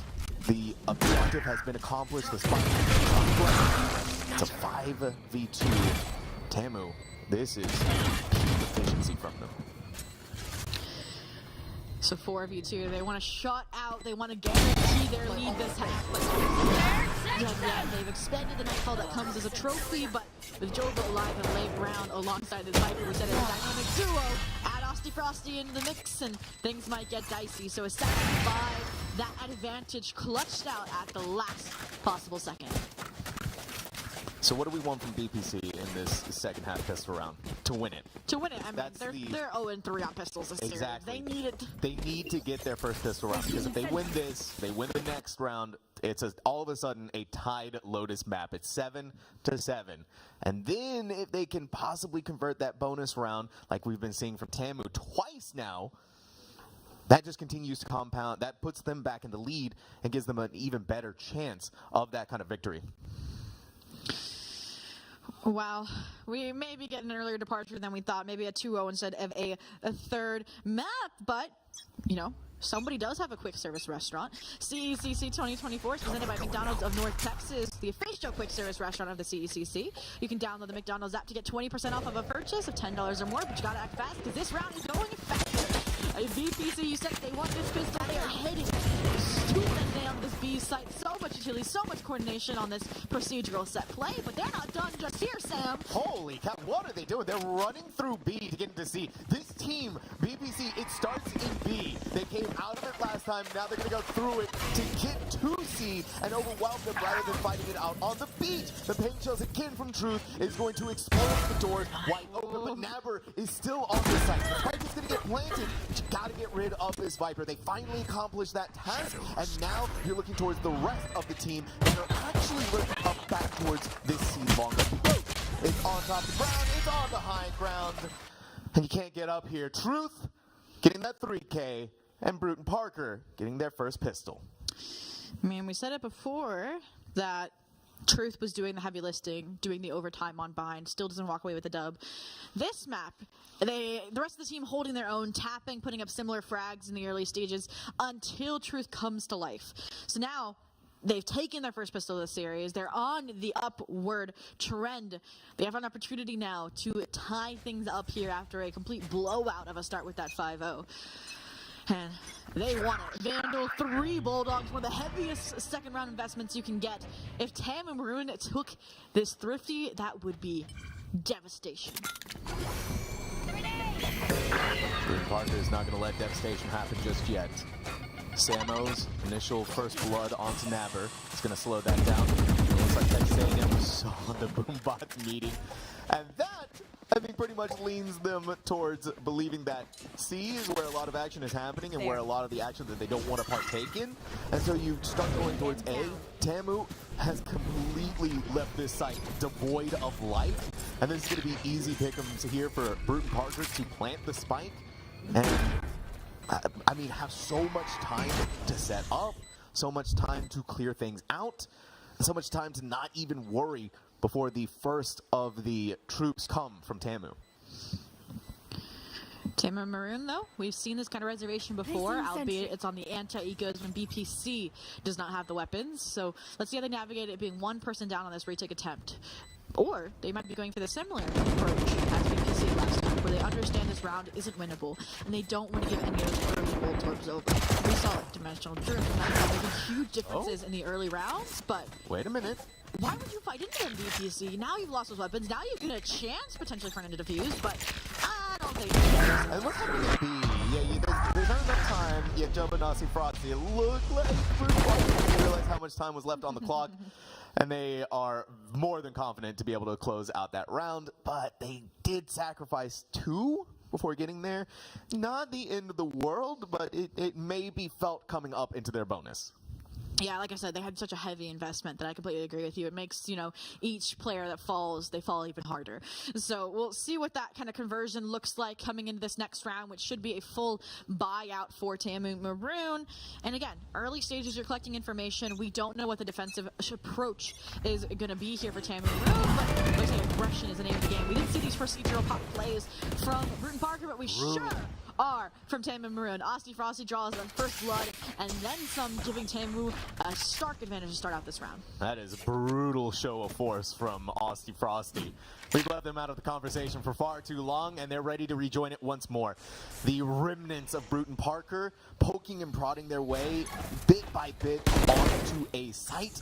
There's the dog, a little bit of confusion that they have to contend with. Samo's headshot looked clean, but it's always Aussie Frosty. They're back on top, the dominant force, this duelist once more. Healed back up to full, a 3K now, and Brewton-Parker is going to readjust their plans to make this B site potentially their final battleground of Lotus. And it's going to have to be, look at how swarmed they are on all sides. One is hanging out of the doorway, one is going to be through that connector, and then 2 on A site. It has to be B. A 2v4 to turn this map on its head to claim that lead, but the troops for Tamu Maroon have arrived on the battlefield, and with the dealers 2 and 2, you don't even get the trades, they just outright win duels, and Noble claims the fame of both frags to reassert Tamu Maroon dominance here in Texas on the home ground, mind you, as well. I gotta say, Zobi, this puts Tamu back in the lead, but narrowly. Aussie Frosty looked impressive again once more in that round. They looked like they were coming back into their own. They've been a little bit quiet in that first half, but that 3K that pushed them even further it's just going to show that they're ready to take this map of Lotus. But again, though, it's a very close scoreline, and some of the closest that we've gotten out of these 2 teams in their matchup so far. No, very similar, right? We had the same development on BPC. Patrick carries the weight until the duelist, until the truth gets alive. And that was Joba and Naber carrying the weight until Aussie Frosty is now here. Now, the defensive duelists get their moment to shine. They're going to get that opportunity again with this AX here. It's truth, though. Laying down and dispensing some truth of their own. That they are just as scary on this race, just as scary on this duelist role. And with Brewton-Parker getting some weapons on their side, getting these Vandals, getting maximum value out of it time and time again. A site once again has been completely ran through, and Texas A&M, the executive decision to save the final 2 remaining weapons. We didn't see a lot of saves over on Bind, so a little refreshing here that there's been this level of disruption, this level of competition now on map 2. No more 13-5, 13-6 flip-flops here in the rematch at the CECC between these 2 squads, and a pretty dominant one at that. 4 players going to survive here for Brewton-Parker, potentially, ideally, and I don't see much counter to come out either which way. I want to see a timeout from one of these squads. We need to break this first. Ham and Maroon, the best candidate for it. They're the one that feel like now they're trailing, that the momentum might be starting to get carried more by Brewton-Parker. But it would probably be after this round, right? Not now, it's tied. Yeah, not now when it's tied. It's 8-8. You still have 5 more rounds before one of these teams are going to take the win. You have that wiggle room, and most importantly for Tamu, they can still make a bye.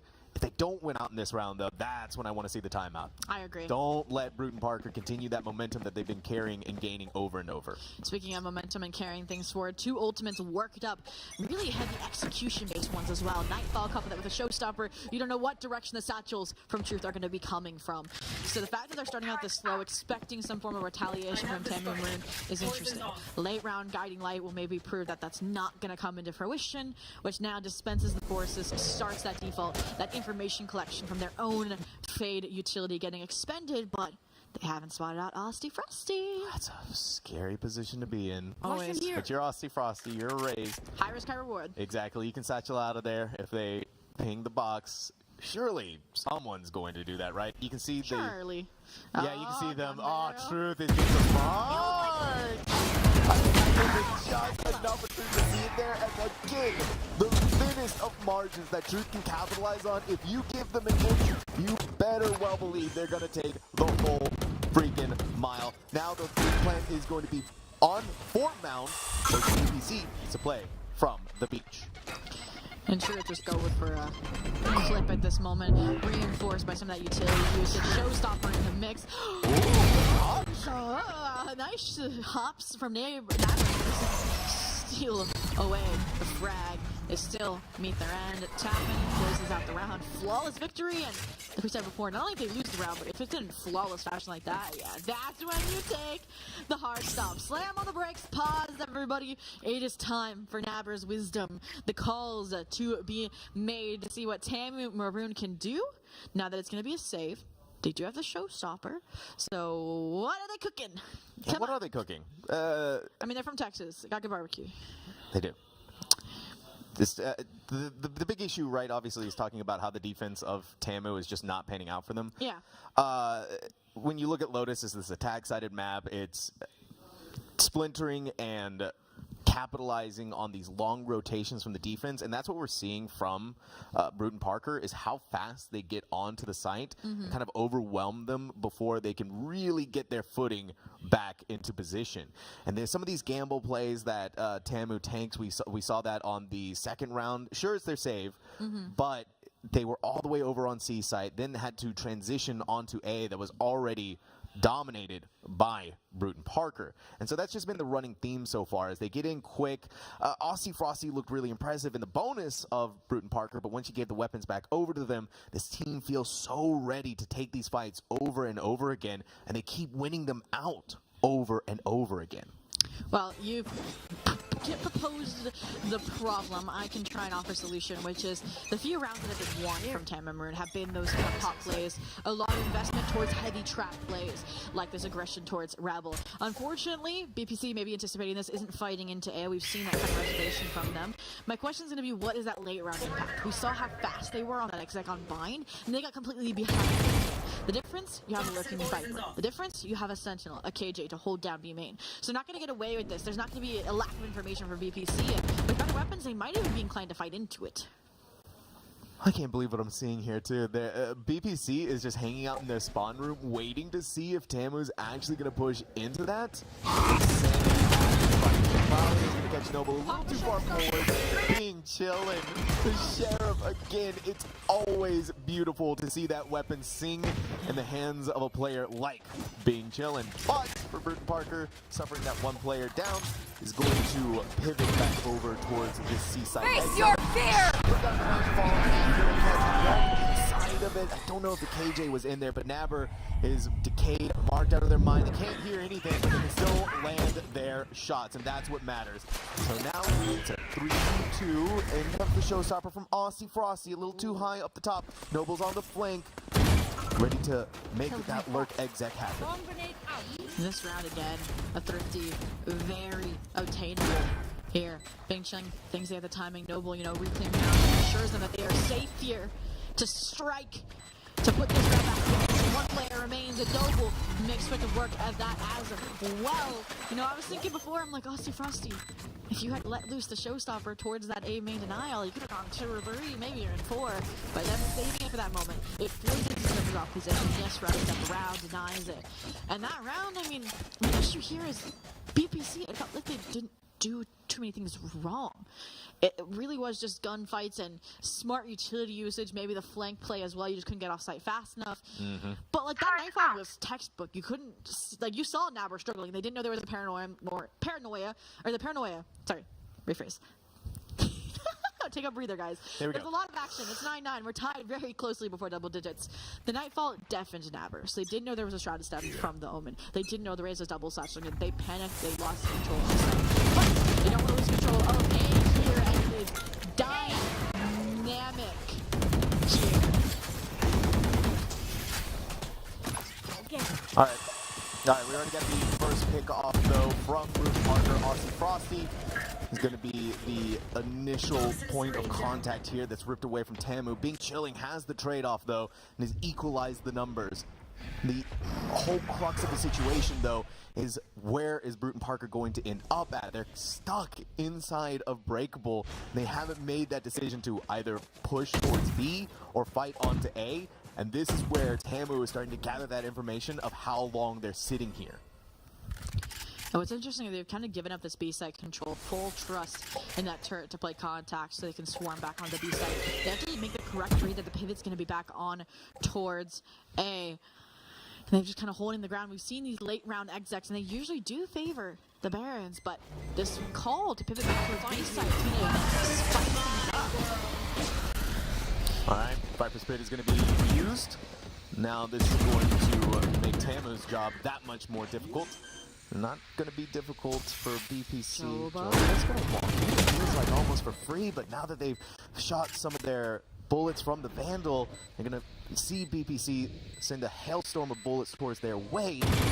Still hanging around, trying to peek and trying to fire. The whole eyes are on these guys to ensure that they stay alive. Noble was on the high ground. So there, Joba wanted to walk towards it, but Brewton-Parker readjusting, reorienting, and now claiming the double digits. That round is huge because it seemed like that would have been a turn for the better for Tamu and Maroon. They steal away the Thrifty following their timeout. They shut down that momentum, 4 rounds in a row now, retrospectively. That would have been tied together by BPC, but it's been returned in kind. And last round, I don't even know if Tamu and Maroon, yes, if you get a rogue pick on the Viper, it's a winnable round. I think they were just trying to make it expensive there. Corral the players within the Viper's pit, force them to play out the time, let the spike detonate, and you all succumb to the explosion or implosion, I should say. So 10-9, BPC has the opportunity now that there is a little bit lighter of a buy here to expand upon this lead, to dominantly say this is our map pick and we are going to claim it rightfully so and send us to split. But for now, they've completely disrespected Joba on the C side, and all that utility whittled away. So it's going to be a full 5% retake, and look at this play to Pink. Oh, poor Dagger. 3 right in front of them. Truth is going to help them out massively. Everyone who is in that B doorway is now gone. Joba's classic is putting in some of that overtime, putting in some of that work, but there's only so much that you can do with that little pistol. Brewton-Parker, 1 more round to go before match point. If they got away with a second frag with that classic, I would have just said, all right, Joba. But a classic player. I need that RNG. It's what I need for the classic usage if I'm going to add that to my permanent arsenal. But for now, they're back to rifles. That was a save again, so take it with a grain of salt. So their goal now is to tie things up with their moment here with these Vandals.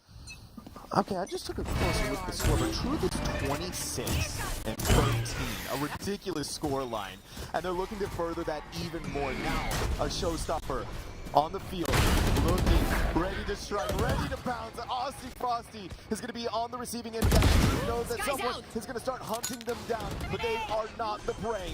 They are the predator. They are destroying all who enters into their sight, but it's not easy for the rest of BBC. Tamu is taking their fights, and they're winning them out here as well. The spike may be planted, but this is far from done. The box withstanding the storm, the spray through, and now they're on par for the ace. They said Aussie Frosty ace? One no. more? Truth ace. Joba, the disruption, the clutch, master alive, paint shower. Here in the Collegiate Esports Commissioners Cup, powered by North Texas, we've gotten our first ace. And that puts Truth 31-13. They have dropped a 30 bomb in 21 rounds. In relegation, insane. It's hard to even get that in overtime matches. Did we even see 30 bombs? We didn't see a 30 bomb yesterday. In our double quad OT, like that's how impressive this is right now. And might just be enough to send us to split now that they are on that point. Now that the economy, the spirit of Tam Maroon might be shattered. Truth again. If Truth can do it once, they're saying to themselves that they can do it again. This time, Brewton-Parker is going to get some usage out of the rest of this team. But for now, Tamu is broken. They are shattered. It is 2 players remaining. Stuck inside of the Nightfall. Joba needed to get away from it, but it's sacrificing their own life to make it happen. One more target, one last roadblock. It's never, and who better to send us into map 3 than Truth? Brewton-Parker, 13 to Tamu's 9.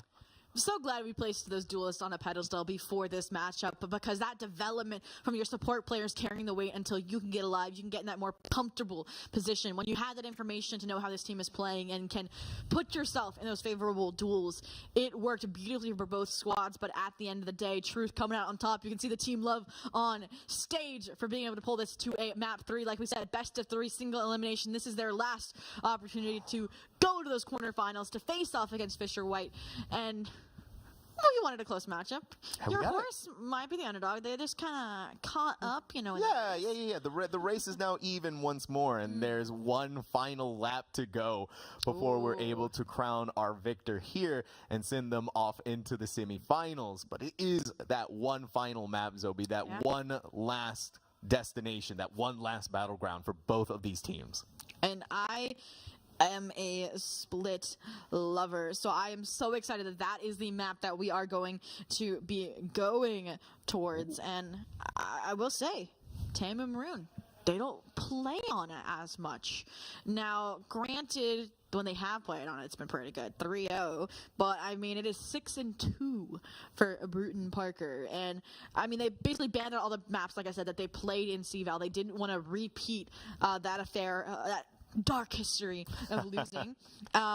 So they freshened things up, and I want to take a look at these compositions because they're pretty standard across the board, and we just saw what happened when they run standard, when they run the metas on Lotus. And once BPC gets a read and knows how that composition, how that team functions, it was hard for Tam and Maroon to bounce back. So now that they've lost that surprise element like a deadlock, are they going to freshen things up?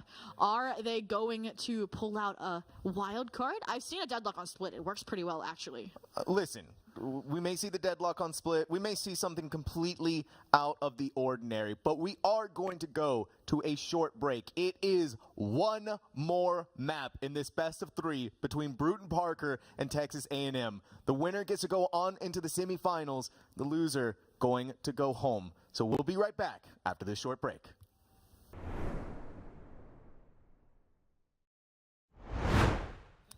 Welcome back to the Valorant coverage of our first round of playoffs for the Collegiate Esports Commissioners Cup, presented by McDonald's of North Texas. We said it was going to be close. We said the horses were going to put in all of their effort here to make it to the quarterfinals, and they are delivering. Both thoroughbreds starkly racing through this final lap, and Split is going to be the racetrack here.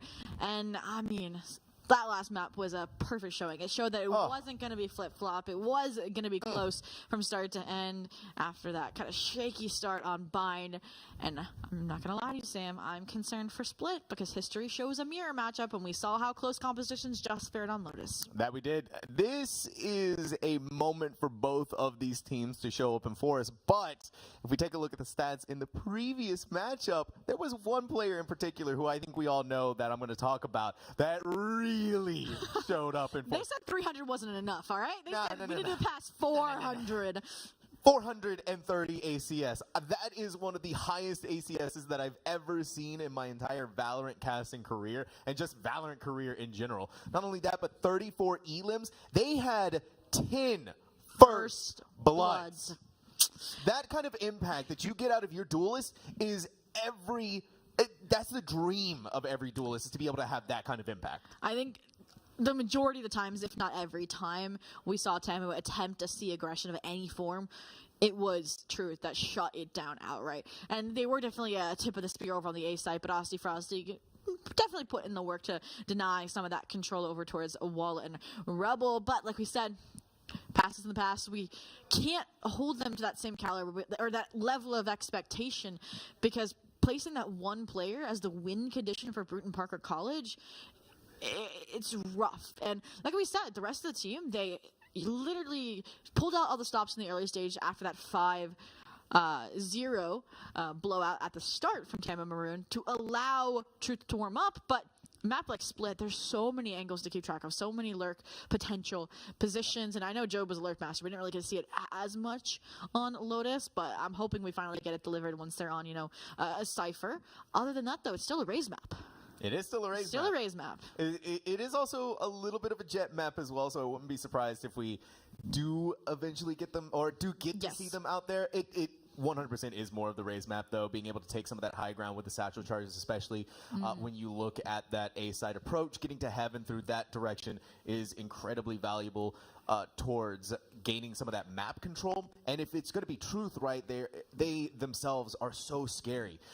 Whether you give them an operator or whether they're still operating with a Vandal, I mean, they got an ace. They got the first ace on stage here at CECC. So that just goes to show you the level that you give them that time to warm up, you give them that time to settle inside of a map, they become a demon. And it's not like they didn't have that same kind of performance on Bind. They are just continuing to push that more and more as the envelope goes on. And so from Tamu Maroon, we talked about that massive lead they had at the start of Lotus. It was 5-0 that ended in a Brewton-Parker win. And so when we go into Split, the ideas change, right? It's not a 3-site map anymore. It's a much closer affair. Like you said, there's a lot more angles that they need to clear out, but there's more opportunities for some of those lurk plays for Joba to come online, and we need to start seeing some more of that fight back that we had in those initial moments of Lotus, and especially on Bind. We focused a lot on the Tama Maroon attack. Like we said, Aussie Frosty, that's the duelist, that's the expectation. I have two concerns, but it's also a double-edged sword. One, Aussie Frosty, you typically see 2 to 3 players towards mid, maintaining that mid control. Yes, it's not an additional site, but there's still a large focus there. So that means Aussie Frosty may not be on a site necessarily to defend an outright execution, but Split is one of the most retake-heavy maps in the Valorant pool right now. We've seen, Sentinels. They have one of the most structured retakes, the most kind of textbook, the most fluid. And if Tama Maroon can leverage Aussie Frosty staying alive that long, it could be a completely different ballgame. Because that was one of the concerns as well. Is out of those 10 first bloods from Truth, I want to say almost half of them were Aussie Frosty. So the rounds where they were shut down, it was a lot harder for them to get back into the swing of things. So maybe Aussie Frosty stay out of harm's way until you're needed for the retake. Hopefully. Did hear some mention of a map and an agent select that we might be getting towards. And actually, I do like taking a look at how Split's going to pan out. You said it was a mirror matchup, but there's also different looks that you can kind of get out of Split. Oh, yeah. It might not even be a mirror matchup. They changed comps on Lotus. Exactly. And that's, to me, what makes this map so interesting is that you do get a variety of different looks. I mean, we could even, I'm not saying that we will, but we could see a Sage, right? It's a very low possibilities, but it's there. Maybe we'll see a Gecko. I will actually. We get little buddy. Gecko on Split is the most underrated choice in my mind. The security it brings to an A-side execute. You can plant for Heaven while you're still taking that Heaven control. Speaking of taking control, It is the like that. best thing I have seen. And I remember a GC Pro player was telling me, you're crazy if you ever log Gecko on Split. And I've seen it work at the best stages. So please, who would you want to see on Gecko? That's a good question, actually. Who would? Let's see. Who would play Gecko team?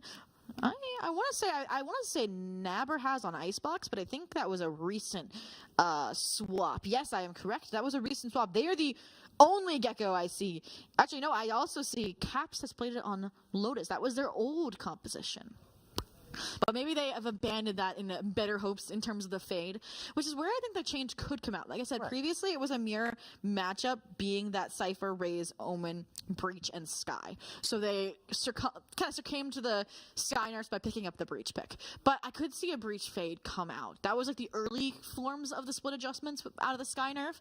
And as we get ready to jump into Agent Select, we'll hopefully get to see what exactly the outcome is going to be. Any toss-ups, the stock standard, because in my mind, like I said before, Tamu Maroon thrived off of adapting to an unconventional composition, and it does look like we get a slight change. Again, the double controller. They do not want to mess around with the Viper like Nabber has. That is the only change, though. We are going to see the reprise of the Sky. No Fade here selected as that prime initiator for Brewton-Parker, and I'm curious to see if they have enough firepower. Yes, truth.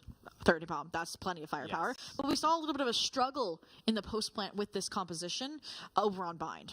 Or a similar composition. Yeah, exactly, and that's going to transition into Split in the way that it is.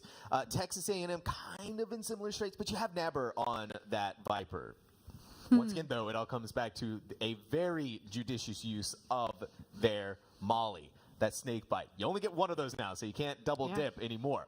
Whether Nabber uses that as the post plant to be able to protect the spike, or whether they use that on their attack to be able to cut off angles, definitely something that we're going to be keeping an eye on, especially with how some of these Viper nerfs are coming in. But again, Brewton-Parker using that Astra. I mean, we've seen some insane things happen on Split. They're very stable. I mean, I definitely feel like that's going to be the lurk candidate for the squad. They were lurking on Bind a lot, but they also could stand their own. And I feel like Split, particularly the A side, offers a lot more opportunities to add nuance to that post-split scenario. There's a lot of different angles instead. You know, you can pressure from heaven while playing that gravel versus more direct line of sight. On a map like Bind is a little bit harder, you know, to wide swing because the player can just hold the angle and achieve victory. Success, the round. But like we said, the agents are locked and ready to go alongside the players, and we are getting ready to jump into this pistol. 3 out of 4 have been won by Tamu Maroon. 1, which sent us potentially here to map 3, 1 by Brewton-Parker. So let's see if they can carry that pistol momentum over, because I feel like that was also in condition for Tamu Maroon. It was. That many pistols, because then you deny an enemy build-up, you deny initial ultimates, and it stacks up over time. It really does, and I'm sure for Brewton-Parker, they're wanting to stack up on another win. Tamu in the same exact position for themselves. Split, the final battleground between these two teams. It is now or never, all or nothing. No more chances to be had in this round of 12. Whoever wins here gets to go on into the semifinals. The loser, unfortunately, it is the end of the audience. The road. I know. To watch as your fellow collegiate competitors take on the rest of the playoffs bracket. But we said they're not going down without a fight. And as we take a look at the beautiful pit, all of the other teams, the Valorant squads, are playing their own matches to determine who will advance to the quarterfinals. Can we zoom in on the Ascent game? I want to know who's winning. I mean, it's Ascent, right? So is anybody really winning when we play Ascent? That's true. All right, Brewton-Parker on the attack to start things off on this first half. Nabber's going to take residence inside of Vent. You're seeing this time around, we got from Brewton-Parker and Lotus, I mean, full Mach speed on Split.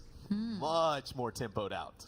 And this is one adaptation you actually have seen with the Cypher. You either have trips towards mid and have less players there, or you have that heavy presence towards mid. So Joba with this fluidity, it looks like they're trying to create a stronghold towards A and play retake towards that B site, because Joba's not going to put their life on the line to hold on to that site. My concern here is that they're going through B heaven, so if Joba's a casualty, that would be unfortunate. And for now, Nabber is the first to make contact. The smoke off the right click of the century since Truth a packing. And they're still going to hold inside of Vent, but this time they're emboldened with a friend of their own. Joba's going to be taken out, and so with the loss of that Cypher, B is going to fall. Like you said, this is a map built on retakes. Well, BPC trying to disrupt the retake. 2 players, now 3 into CT, so it's just as strong of a hold as Bing Chilling is able to find Caps. The split pressure, though, they could get sandwiched unless the right click RNG lands, not Fortep, and they only get 1, and it is traded, which is a green light go for the remaining members of TAMU. Maroon to claim another pistol under their history. You know, that loss on Lotus, just a blip on the radar. Just a blip on the radar. Right the ship, get back in control, and win out in the first pistol round. And it looked good, right? You had the initial first pick off on from Nabber onto Truth, who is, I guess maybe a little too overconfident, a little too overeager, thinking they could take that fight, ran inside of Vent, even after it had been smoked off by Caps. And so, you know, that kind of momentum that they were hoping to gain off of that was ripped away. And then from that point, Brewton-Parker tried to meet TAMU in their spawn after they got the spike planted, but again, that overaggression is being punished. We've seen Thriftiest series time and time again. Bonus conversions, TAMU. Then again, I mean, we've even seen them 5-0 and then a stark change of pace from BPC. So nothing is out of the picture just yet here. But what we know for sure is that there's a major gap here towards A Heaven. Yes, the spy team gets confirmation, which should trigger a rotation from the members of TAMU and Maroon, but interestingly enough, it's a full disengagement for BPC. A refocus towards main. Let's see Joba going on the storm! Oh, what? I didn't ask the question. He doesn't weather the storm, Zobi, because Joba is the storm. And Caps is finding themselves right now in the eye of that storm, but it's about to become a monsoon for them once more. Noble, protecting the flank, protecting the lurk. It's just a classic for Caps. Would have been impressive had they gotten that pick off there, but it's just not meant to be. Texas A&M, second round is theirs. So you're telling me the storm passing over Arlington that's ruined our Six Flags weekend is because of Joba? No, I know. You know, I'm not saying that, Zobi, but I might also be saying that. Well, maybe their victory will bring the sunshine out to play because, again, nice 2 rounds now racked up very cleanly at that, so they're going to have as many weapons to bring forward. But the difference here is the 1 round BPC did win their pistol and got to buy up. They invested 3 Bulldogs and a Vandal. Very heavy. Versus we have that more stock standard investment from TAMU Maroon, which does get them a little bit less chance, but there's less risk now towards the long term, which clearly, after you look at the long term of Lotus, they need to pay a little bit more attention to. We're seeing more of that attack on B. But again, it's Joba who has the site locked away and throwing away the key. And for Brewton-Parker, he's not really wanting to attempt to take that fight. Maybe take some more of this mid-control and lean towards A. It's not even going to be that either. It's going to be another attack on A once more. Being Chilling close encounters with a judge. It could go really well, or they could just completely ignore that ramp and not find it out. Up comes the flash. Being Chillin' still hanging out here. Oh my word. Truth wanted to jump up, got put away. They continue to try and walk into the judge. It does not work. I don't care how great you can be.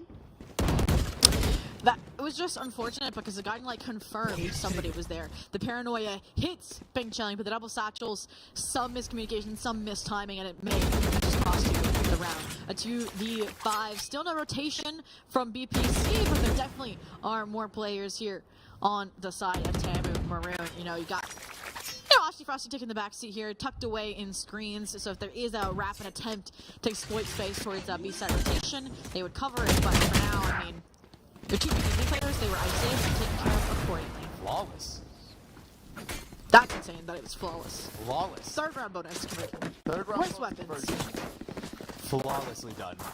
You gotta give Being Chilling a big pat on the back because, like you said, it was being caught out by the utility, but not giving up that position. So them holding there in that corner, it was a all or nothing play from Bing Chilling that gave them massive value.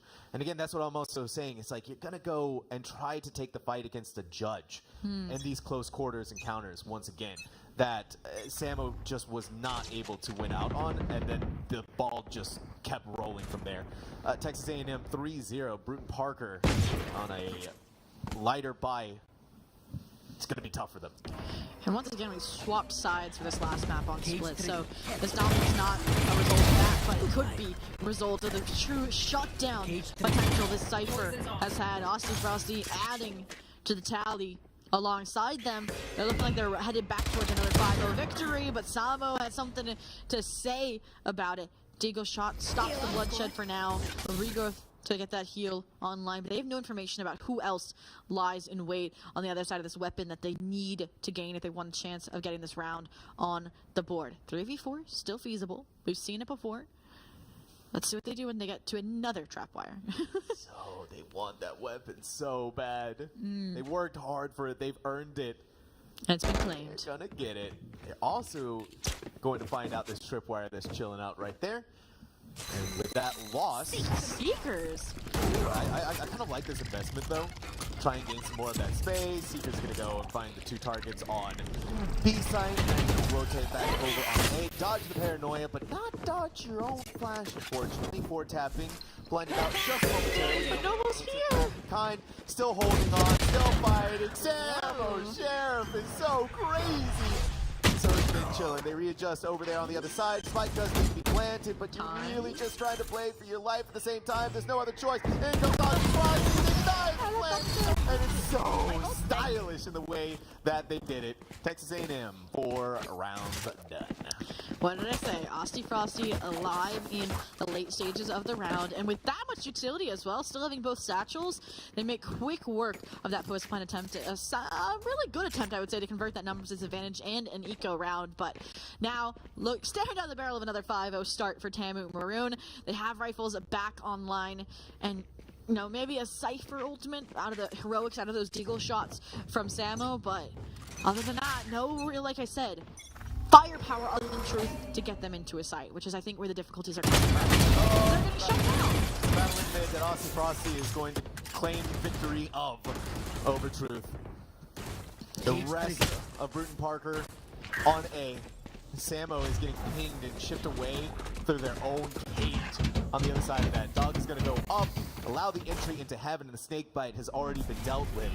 So now, those new Viper nerfs, you know that that is the one remaining piece that Naber has, and no utility left to give towards this protection of this site. BPC likes to abuse mid when all hope seems lost, but a gun barrel reveals Austin Frosty, and suddenly again BPC not lined up to fight. There's a noble shot he made, but the kitchen finally delivers. They've been dealt with, numbers of it secured. The rotation on the neural that take carries of Bing Chilling as well. So Joba placed in the hero's position, a 1v3 on the line. Rotating from the stronghold on the B site. The question is, where do these post-plant positions for BPC land? Also, an important question is, what's Joba going to do here? How far are they going to get? The answer to that is an inch out of the smoke. Brewton-Parker finally getting their first round on the board, but you know, I'm not going to discount this team. I'm not going to. No, of course not. You can never count Brewton-Parker out. Lotus, Tamu was up 5-0, and now this time around it's 4-1. So this is a little bit of a better start for Brewton-Parker already. Yeah, but they have a bunch of fans in the crowd, like a home field advantage, so they have a show that they need to put on for their team here, and they do not want to be departing early. BPC, though, like we said, not going down with the fight even when the rounds are stacked against them. They come out on top, but they're starting to learn, you know, Second AI, they've now taken their sample data and they are making adjustments accordingly. That first round, just the start here. And the answer to slow things down, right? You're like, we cannot let truth be first blood again. And so far it's been evaded, but let's see if that outcome follows suit. I think it's also kind of interesting that Truth is in charge of spike duty. Finally, there we go. All right, the duelist gives it up. Truth has been having a bit of a difficult time on split so far. But again, just needs a little bit of time to get activated. Just needs a little bit of time to get there. The Boombot is going to go forward, not catching anyone unawares, but they have to know that someone has to be inside of this tower. That star being put down on the ground and the smoke coming up is just that little bit more of an indicator that something is happening here. The Cage is going to let Aussie Frosty claim some of this space, and those paint shells actually stop Brewton-Parker from really going even further into heaven. But Truth is going to be the one to push that envelope. Here comes up the wall. Here comes the showstopper. Truth's got to get out of there. No one can hold on. Stuck in the corner. A parting gift from Aussie Frosty in the throes of death. And Caps is going to be another casualty for Brewton-Parker. The perfect track is set and sprung. WP and Spray Transfer, why not? Look at their account. They are just chilling after that 3K. And while that move takes the cake, I want to talk about the mid-round and the early round. That was a pure battle to deny information for both squads. The Nebula on stairs, the Cage from Joba, and even the Cosmic Divide. And what shatters the silence? All right, if you're going to take that information away from me, I will respond with a contact play. We saw the showstopper satchel there to force that rotation into the trap they had set up on A Heaven, and it worked to a T to get Tamu back on track. Texas A&M, 5 rounds accomplished, looking phenomenal on their defense half of split. Caps is going to rip away the spy cam. And that's going to make Joba a little angry about that, but they're not popping the one-way just yet. They're not going to be overzealous. Here comes Paranoia. Back away from that. The Poison Orb lets Naber walk away for relatively free. Some minor damage, but it's really just a scratch on the paint. Brewton-Parker, again, a much more measured pace toward going on to the site. And now we're going to also see the commitment of the ultimate to get towards that site, clearing it out. King Chilling's going to go for the spray through once more, but not quite as crazy as it was on that Heaven. But Big Chilling, now they're always all kinds of crazy. Wait a minute! They get the fight foul! Truth doesn't care! Now they get the Phantom, and they may be able to continue this momentum shift for BBC. Frosty, though, you're still alive, and only temporarily. Lib spares you that fate to make their way onto the site. The Tappan is there. One shot lands. Noble has the elbow, has back sight. Oh, he put a spike. The one way. That's cruel and That's unusual, but it is everything for Brewton-Parker. They gain another round. It's 5-2. They're starting to gain. Not again. They're starting to put the pieces together, Zobi. Not like again. you said, the AI is being trained. The models are being formed. And throughout all of this, the excitement that you build, the energy off of both of these teams, it's infectious. I could not agree more. And I mean, that round in particular, I mean, they had 5 members alive on that retake. I said it, that's how they have to play Split. That's how Split is played. And just falling short there because of that proactivity from Truth. Again, that disruption, that thorn into Emma Maroon's side. And it's starting to prickle and grow, and we'll see what they can find. But again, it's so interesting, the pacing, the dynamic shift. You go from the slow default into just Truth, insane double satchels, and that start pacing is a Tamara Maroon has yet to pin down. Poison Light's gonna go up, snake bite used. A shot through the smoke.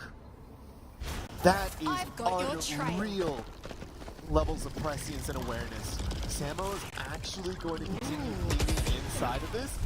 And now it's going to be met in kind with Seekers of their own. Samo inside and blind. Truth is on side. Out comes the showstopper. What? Another shot to go along with it. That is decisive dominance from Brewton-Parker. One of my favorite lurks in the game is that split Cypher through Mail in the late round. It's usually later than that in the post plant, but that is perfectly well timed so that, again, you see Truth open up the site, you see Samo close out the round, and Samo, so flexible. Info initiator, now this Cypher pick on Split, you know, reigning true to what the pre-interview said, that these players are experienced, and they know how to play varying roles for their squad. Now we go into a timeout, though, called by Tamu Maroon. A good time, I would say, to go ahead and start doing this now that you've seen Brewton-Parker piece together 2 rounds in a row. This is vital moments for this team to stop that momentum, but more importantly, try to piece together what Brewton-Parker has been towards getting their own success. We've been seeing this measured tempo pace time and time again. They start off slow, but when they're ready to go, once the ripcord has been pulled, the action feels like it's nonstop until the end of the round. So that's what Tamara Maroon is discussing. Do we get out of the way of that grenade? Do we, grab it before the ripcord is completely out, that failsafe is gone? And I don't know if they're going to be able to find that answer before the end of the half, because they've done both. They've played the 5-person retake. They've gone on the offensive, and it's been a coin toss of if it works for them or not. So I can't wait to see what their counter is, because they did win that thrifty out of their timeout on Lotus. But then BPC responded in kind once rifles were back on the table. We'll see a different kind of a look from Aussie Frosty. They really wanted to get in there to be able to grab that ultimate orb and work towards their own showstopper. Double cage, let Samo secure their work. Look at how far they've gone. The spike cam, that's a devious spike cam in the location that it was. And Samo's going to get hit by the tracking dart from it. Just going to force them back and even draw away some of Tamu from B to make sure that this A ramp is going to be covered. They weren't expecting it. They weren't expecting the swing. What? They're going to have to try and battle back. Brilliant work from Tamu, but a massive misstep from Brewton-Parker to not keep all eyes on ramp, just because they thought that the tripwire was there to keep them safe. And that timing puts a stop to the next sec, which I thought was very smart from BPC. You see a Cypher, usually it's the lurking Cypher, not the entire team there and ready to take on this fight. And Caps was maybe that wild card that could have wrestled them back into this round if they found the timing proper. But Limp, no from the shadows, no sweat, even in that inventory. So Aussie Frosty takes the swing, takes the frag, and takes the round following a timeout again for Tamara Maroon. And that's their 6th, so they're technically sitting pretty till the end of the half, at least for a tie game in the sightlines. But they're hungry. They want more. I mean, we had a 9-3 and a 7-5. They want a lead, and 7-5 clearly wasn't enough. So they want a dominant one. They do, and this time around for Tamu Maroon, rather than playing on the site, letting Brewton-Parker come to them, regrouping together as a team, they go out and try to meet them in these attacks and then fall back towards the site. I'm sure was going to be the plan there, but they got everything and then some off that initial contact on ramp. They're trying to take away the focus from mid, right? Yes, there are times when BPC takes advantage of that, and they have been able to fight into it. But by that early rotation, by having this Viper pit here, you can stronghold these areas. Joba, though, under heavy pressure, they deliver the ball, and they're going to deliver again. Delivery. Whoa! And Aussie Frosty. How are they alive still? Showstopper. How are they alive? How are they still alive? The question rings every single time this player does something crazy like that. For Tamu Maroon, it is a 7th first half, and they continue to go even further beyond. And it's so unfortunate because I wanted to see Caps in some of these lurk positions, but they've been happening in unwinnable scenarios. I need to see them either, earlier into the round while the team is as explosive as they are out of Truce execute so they can have that level of impact, or they just need to have the spike and a few more numbers chipped away off of the Tamu Maroon block, because those are some of the conditions where they can truly shine. For now, the KDA and the strategy that's behind that Astra kit is struggling. So 7-3 here, BPC. Yes, you've gotten a few, but that timeout has remedied the situation for Tamu Maroon. I'm surprised they didn't take one before they have an over. I know exactly. Oh, Aussie Frosty trying to meet them a little too early, but that is going to be stopped immaculately by Samo. They do get the ultimate off, and that lets them know where Texas A&M is going to be. Oh, Cat, how far forward you're pushed up. Brilliant. As Nava was entering into the smoke, see just enough that the headshot gets to go out. It's Bing Chilling and Noble, the final respective players of Texas A&M. I said the backlines weren't working for Caps, that form of passiveness. So what do? They join the front, they push forward into CT, and they get rewarded handsomely. A 3K on the board, so they can start racking up the stats here in map 3. Bing Chilling in the 1v4, and I mean, you have no information about where these players are, likely your position with them being low HP. They needed the regrowth from that sky and being chilling, more playing for spoiler, playing for exits, knowing that this one round is not going to write their economy, and they're going to get rewarded for it. Yes, they are. Truth. Wanted to take that fight, really wanted to go for it. Being chillin' is picking up one after another. This is absolutely winnable. It's going to be tough, it's going to be tight timings, and now it's starting to slip away. What was winnable is now impossible. So just go ahead, get out of there. Try to be able to save your gun, but that's not even going to happen itself. Yeah, a little close for comfort, I will say, though. I saw a window of opportunity, but that Dawn's saved for another day. 7-5 in the sightlines. The headlights now for Brewton-Parker again. A potential repeat of history for Lotus in the cards. But for now, again, that round, little scrappy. Like, I liked the rotation from Tamu Maroon. It really was just the hero play from Caps that stalled out, stopped a potential B-site retake. First look, I should say, from Tamu Maroon. So I want to see them in full strength on a B-site retake. But with this strategy, I don't think we are. Good to see. It's all eyes on them to get this round and save themselves from an 8-4 half. It's right there on the edge, and then we'll be going through a repeat of Lotus. And as this goes through, see the first tripwire set. They're not going to be caught by it this time, but the cage is there. Just towards their elbow. Brilliant headshot, but they need to get out of there. They get the ult off just at the time. And now they're right back to agency. Joba is holding firm in their position. The bulwark of defense is not going to falter. Forward tapping, concussed out of their mind by that tripwire. But this wall has to save Brewton-Parker to get that spike planted. The micro adjustments from players on Tamu has been insane here. Austin Frosty surviving the late round. Joba saying, I can't anchor any longer. Gets out, and now all those pieces fall into place for perfection. For a secured round and a secured half with an 8-4 scoreline to boot. And all of that is perfection to hopefully guarantee a follow-through. Well, follow through, hopefully. Do you know what you can follow through with out there if you're in the audience? You can follow through with getting some McDonald's. Yeah. Right. I got to tell you, after this long series, Obi, I'm about to get me some McDonald's after this. And just to let everyone out there know that CECC 2024 is presented by McDonald's of North Texas, the official quick service restaurant of the CECC. Download the McDonald's app to get $2 Dose. any size fries. Oh my goodness! I know. Get me a large one for sure. Get a large one. Listen, like I'm you saying, dip them in the McFlurry. It's so good.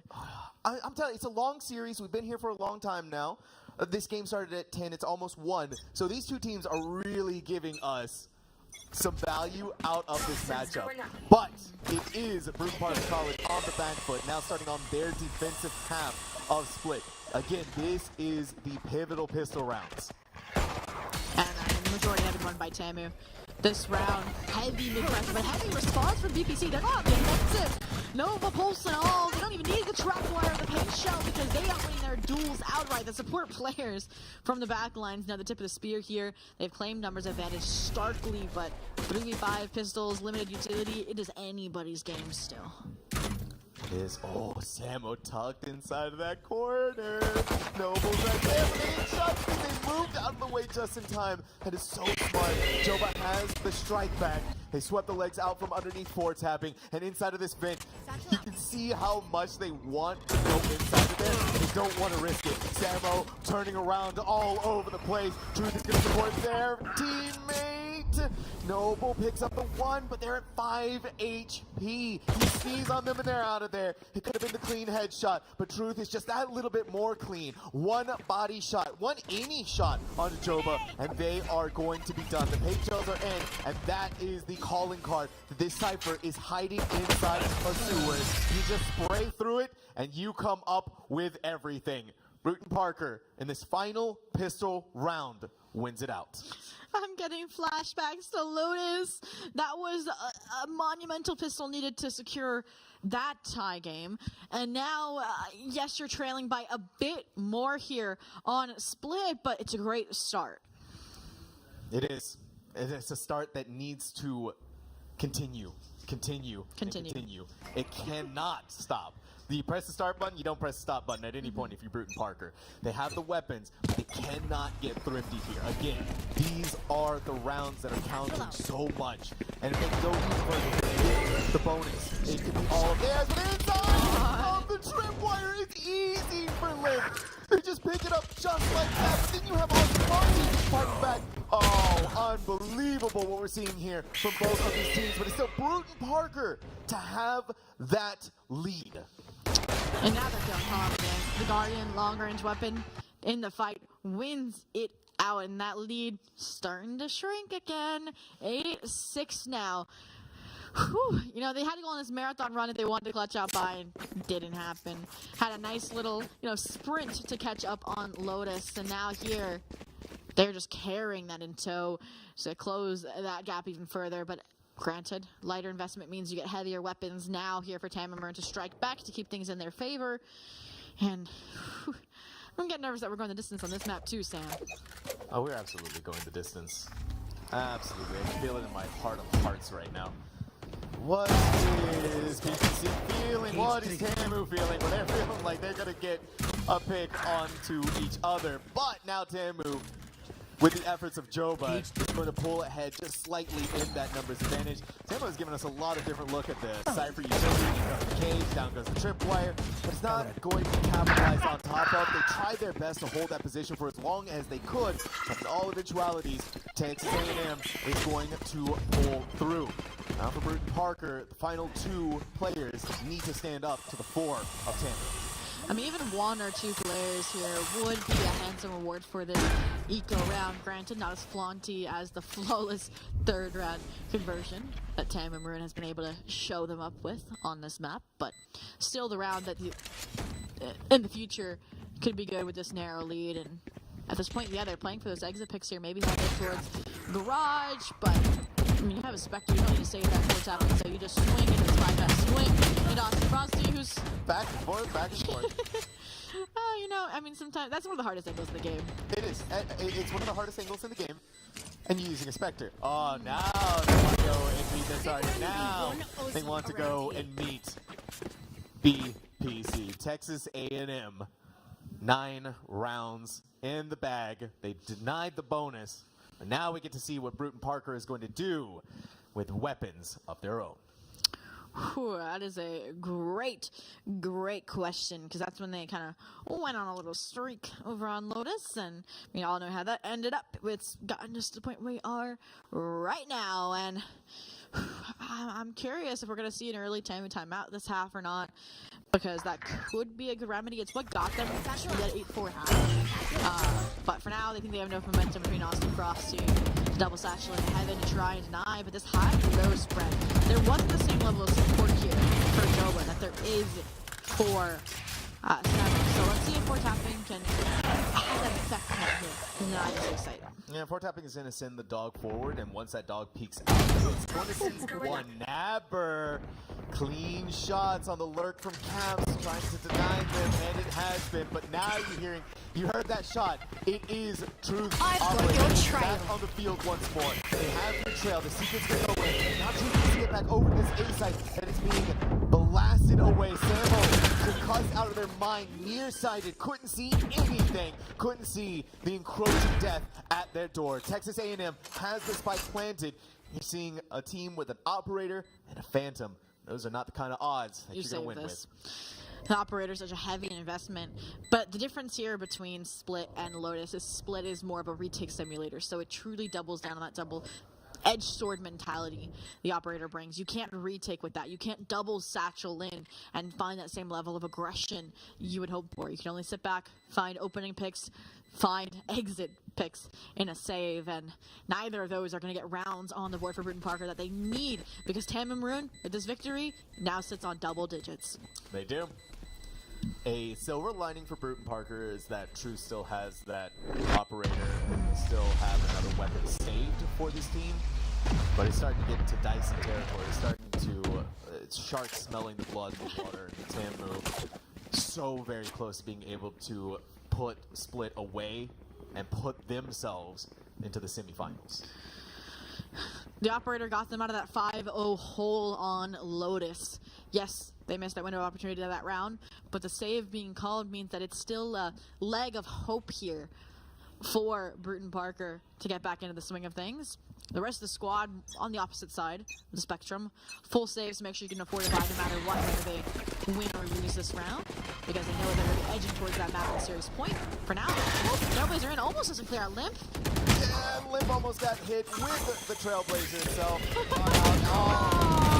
Every single last piece of utility. This Over was not getting out of there with their life. Somehow, there was a pickoff in the middle of that for Parker, but Texas A&M, it's really just a casualty for this site.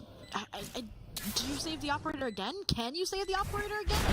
The answer has been made. The decision is no. You maybe get a pick, punish an overextension from Tampa Maroon. His map would be a realm of possibility, but it's only Eagles at your feet from your fallen comrades and a poison cloud back up. I think it's been called. 4 tapping stays to play spoiler. Truth dips out to save the operator. You live to fight another day, but your days are limited. Truth was getting so much out of that operator on Lotus, and now it's actually starting It's a shackle. Yeah, now it's starting to feel like a shackle, more of a hindrance on Split. They've gotten 1 kill with it so far in 2 rounds, and they've saved it both times in these rounds when the rest of the team had already fallen. Hear me out. 4 tapping wasn't hitting the shots on the op. What did they do? They handed to Truth. Truth handed back off to 4 tapping. That's exactly why they took the timeout. They said, give me the operator. No, Yeah, I'm joking, I'm joking. 4 tapping has the PowerPoint presentation that they're about to present to Truth on Give why me the op. they need the operator now and why Truth needs to get their feet back and out in the field themselves. Though, this is actually kind of a struggle for Brewton-Parker. I mean, you're looking at that leaderboard, you're looking at that scoreboard, and the team's just not popping off like they were on Lotus. No. This time around, Texas A&M is looking like they were on Bind. Yeah. This is The cohesion. This is them making a massive comeback, and this is them not being wrecked, basically, by Lotus. You know, you get that 5-0 start, you then lose it out 13-9. Mm-hmm. That could definitely sting a little bit here. But we're obviously seeing from Texas A&M that the history that they have behind them coming forward and the discipline that we get to see on display and just having that experience behind you and pushing you forward into what is potentially your victory. Yeah.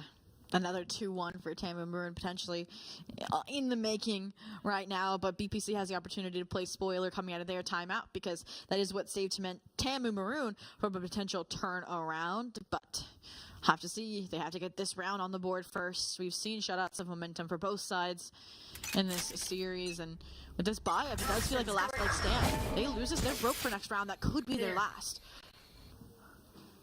It's crazy. It all starts here. And what a start it is for Brewton-Parker. Joba's been dealt with, and now you're looking towards this B site. Got to get back over there. Aussie Frosty's going to get it planted, but now this time around, the retake is looking so much better. I think Noble dodged the Trailblazer, so they may not know that they're there. Noble to go further, to go forward, and to try and go far. To get the one. Ouch. BPC 4 tapping, following it up so many times over and over, and in heaven, Samo is sending them to heaven. Brewton-Parker College, they ain't done yet. A new lease on life after that victory. Like I said, they lose that, and they're working with scraps on series point. And I mean, maybe last in the crowd, but this is no laugh matter because this is such a tooth and nail fight now to tie things up for Brewton-Parker. All I know is that right now, all of a sudden, I want some Dippin' Dots. Huh? I I had some yesterday. did? Oh man, I missed out on that. I need to go get myself some. So many amazing vendors out there in the stadium. Yeah. You know, a lot of really good stuff out there. Of course, McDonald's as well. You know, we got a lot of options, Obi. We got a lot of options, but options are starting to run slim here for Brewton-Parker. It's 11-7. There's not much in the margin of error for this team. The op's back. The op's back. That's What? what I'm saying. No, that's what's got you into this mess. Well, all right. They took a time out. They're a new team. They're refreshed. They have ultimates to fall back on if the operator is to fall. But an operator versus a showstopper, a bazooka. And Oh, you insane mastermind! Everyone else would have walked away from the showstopper, but instead they want to take the fight. And they get a double kill to seal that deal. Heaven has been pushed away for that moment, but they're going to go down into the actual site itself to play the spike. It's a 3v4. I've said it before, the late lurk post-plant ciphers. Joba in that position. Bing Chilling has nice forward aggression as well from the shots. From that kind of step up, and that could just be the calling card here. They reinforce, they get the trade on the Joba, and they lock down CT, but they don't know Caps is behind them. They cap them from behind, they get the round, they keep BPC in contention here in the CECC round 1 of playoffs. Oh, Caps. Joba, they looked behind them, they thought it was going to be another person walking through CT. That did not work out for them. Denied match and series point once more. Brewton-Parker, it's a slim margin of error, but they are skirting by it. A razor's edge that they are walking. Every single round, though, it slips further and further from Tamu. It's just 2 that they need to get. 2 more. Yeah, this game under a microscope for BPC, but it's looking like perfection thus far. You know, this round could be a reception. Only one move here on A granted, so it's going to be a pretty safe plant here for Tamu. The last one was a pretty safe plant on B, and we saw how that ended. A 1v1 clutch favoring BPC, but A is a whole different monstrosity. The Viper's Pit in the mix as well. That's one added layer of security and complexity to navigate. Yeah, it's a nice blanket. Keep them safe. 4-tap and see where Noble is going to be. With this Trailblazer, they're going to blind them as well. Look through that corner, clear them out, make sure that they're not there. Instead of going into the Viper's Pit, they're going to go on the other side of this. Cap steps inside of their smoke. See if Joba's there. Joba's going to walk up behind me. The other smoke goes down. Joba denied that vision. Caps knows. Caps has to have known. But BPC is winning out on these fights. Still need to get rid of Nabber inside of their Viper's Pit. It's 1-0. They have fallen. Caps has done it again. The final pickoff. BPC 11-9. Whew, again, close for comfort, pushing the line here, and they still walk away with victorious. I mean, if there was any forward pressure into Heaven from Tamu Maroon and that time was that much closer, it would have been a very different story. One Molly on the spike, but they weren't playing for that. They were playing for Nabber, playing for that Viper's Pit, and unfortunately they were just pinned in that corner of elbows, so you get the trade out from the Omen on the side of BPC, and that's another round in their favor. Sam? I said, like, just could go the distance, and I'm getting nervous. I would be so disappointed if the climax of the series was a 13-11 instead of an overtime. If Tamu Maroon falls that flat that they cannot get a single round here. And we have a little bit longer of a pause, so this could just be a Tamu Maroon timeout, potentially. So maybe that's exactly what they're trying to not have be their, I wouldn't call it a storybook ending because they don't get a happy ever after. Exactly. But yeah, they're definitely taking it. They're trying to play spoiler. And you can see the nerves. God. The nerves, bro. Oh my God. What is it? I don't know what that is, but if we get an interview with BPC, we need to know what that is. we need to know what that is. The lore. stranglehold, and then realizing that okay, the timer's done. We need to get back into the game now. Listen, whatever stress they have, whatever demons they're working through, that is scary. Let me tell you what, though, these two teams have been giving us a big showing on Valorant. We've gone back and forth over and over again, but we're just right there at the precipice, at the edge, and just like you said, if we don't get to that overtime, I would be crazy. I'm going to be crazy here if Truth somehow doesn't make it out of there. But every single piece of utility, they are going to pay for it in dividends with their own life. The operator has opened up the opportunity for a third map over on Lotus, but is now maybe shutting the door on the series for split. First blood and no showstopper. That's a green light exec on to the center. Coming away, has to be able to cross down the entry, but not spared their demise. And Caps again. They had a slow start. They were 2-10 at one point in the first half, and now look at them. Now look at them.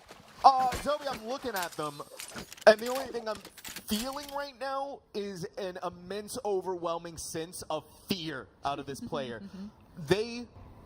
It's always how BBC works, though. It's always slow starts. But once they get rolling, they come back massively. that giant boulder takes a lot of weight. Delivered by Limp. It's one more round.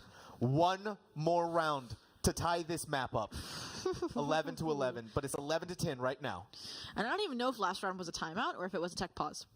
So that just blows my mind even more here that Tam and Maroon, did they come up with a counter? Have they come up with a counter? What can they do to get back into this? Because clearly the strategies are starting to fall flat. They're not garnering the outcomes that this team needs to get that map point. And Joba said this in the pre-show interview. Group stage was getting the nerves out, but they look nervous right now. They do. Right around there in the crowd. Not again. Every single one of these teams needs your help. They need your support. Truth is playing with fire each and every single time. They determined this operator. Yeah. Right there. The showstopper goes out. Truth is them. They take a smidge of damage, but they have done their work. And then you look over on the other end at Tamu. You look at Sky. You look at Noble. One shot. They're done. Everybody take a deep breath because this could be what ties the series 11-11. A save for Tam and Maroon. First blood in BPC's favor. All the cards stacking up favoring them here. Trailblazer not getting spotted means there's an element of surprise that Tam and Maroon may be able to leverage. But again, the operator's reposition textbook correct on the rate, but no! Are you kidding me? That Nabber double kill with a headshot looked clean, but BPC Crumbles. is all just a minor misstep for them. It looked fancy, it looked cool, but Caps is ice cold. Brewton-Parker College, 11-11 against Tamu. This is a tied map. I'm just so devastated because that 2K from Nabbers with the Deagle was so clean and so good from an individual standpoint. But what happened right after? They overheat or they just can't get out of the way. A trade from Brewton-Parker. And then Aussie Frosty finds a similar demise alone. We lost that sense of coordination we had on Bind. We lost that sense of coordination that got them the 8-4 half to start out this second attempt, this second portion of split. And now BPC might just... It's a photo finish, Sam. It is a photo finish, but it's still 11-11. They get some more of those weapons. Cavs hit by paranoia needs to retreat into safety at Heaven. This middle position, this middle site is being chewing. Cavs figured it out very quickly. Perfect into the shadow. Now they need to try and fight through the rest. He's hiding out in the background. Truth has the operator. They're going to reposition. They may readjust and try to go for the shot, but over there, teleport. Truth out there. Truth gets the shorty. BPC in the lead. Match and series point. Sorry for the long pause. My jaw, I had to pick it up off the floor because... How is Truth still alive? That's what I need to know. How? Who knows at this point? I mean, it was such a decisive Tamu to finally find that cohesion, that attempt towards the B side, and it's just splintered by Hero Plays, by, you know, the unstoppable force that apparently is Truth. They stand by this operator, and it may just carry them into the quarterfinals. Joby, I'm pacing all over the place right now because the energy that I'm feeling right now, it just cannot be contained by standing still. I'm gonna be gripping the plushie like that. Yeah, you're gonna be there. Holy cow! All right. It's one more round for BPC. Tamu's only option now is to bring us into overtime, and you can see that what happened in that previous round has affected them greatly because they are so tempoed out. But guess what? Truth is the same way. You see Truth not pushing forward anywhere. Both of these teams know that a lot is on the line and the nerves are high. Because that was the issue. Too many players were gone from BPC, so this operator was the only reliant on the numbers advantage. So you keep the numbers advantage, and Truth can do what they want. And while their first shot misses, they keep their life. They keep this out of 5 on 5. It's interesting that they want to challenge this operator. The answer, the solution, posed by Aussie Frosty, shows up, but they don't see out the corner. No trailblazer, no nothing. Limp got it for free. And any impact that Tamu was looking for with that showstopper, this may be the linchpin. This may be the thread that is being pulled for tapping on the other side of that. The operator trying to pick out with, but coming up through the fence, the spike at their feet. It is 1 more to go. It is all never. It is all done. Brewton-Parker College going on into the semifinals, beating Tamu Maroon 2-1. And all smiles, all celebration on a stage, rightfully so. I mean, the number 10 seed versus the number 9 seed here, and Brewton-Parker, number 10, comes out on top. Literally a photo finish there, and I said it before, they're confident in their abilities, and it showed a definitive MVP. You cannot convince me otherwise in that series, and for good reason. But Tamu Maroon, it's got to be devastation. You're on the home front. You were so close, and I wish I could just see how many rounds that was in a row that Brewton-Parker just secured to rob Tamu Maroon of even an opportunity to defend themselves in overtime. What we got today out of both of these teams is something that I'm sure they're both going to look back on going into the future as a case study. New rivalry even. Exactly. But for Brewton-Parker, this is the rematch that they were looking for. Bind, scary. Let's be real. Right? 13-5. We thought that was going to be a repeat. But these next two maps, Lotus and Split, were bangers. These were ringers. These were everything that we could have wanted and more. And it just goes back into that storyline that we were talking about on how Brewton-Parker has been doing. They've gone up against a team like SJSU and won. They've been undefeated in their season. They got here in their own playoffs in a very convincing fashion. And so looking at how this team has evolved and how they're continuing to evolve, it's beautiful. It's a work of art.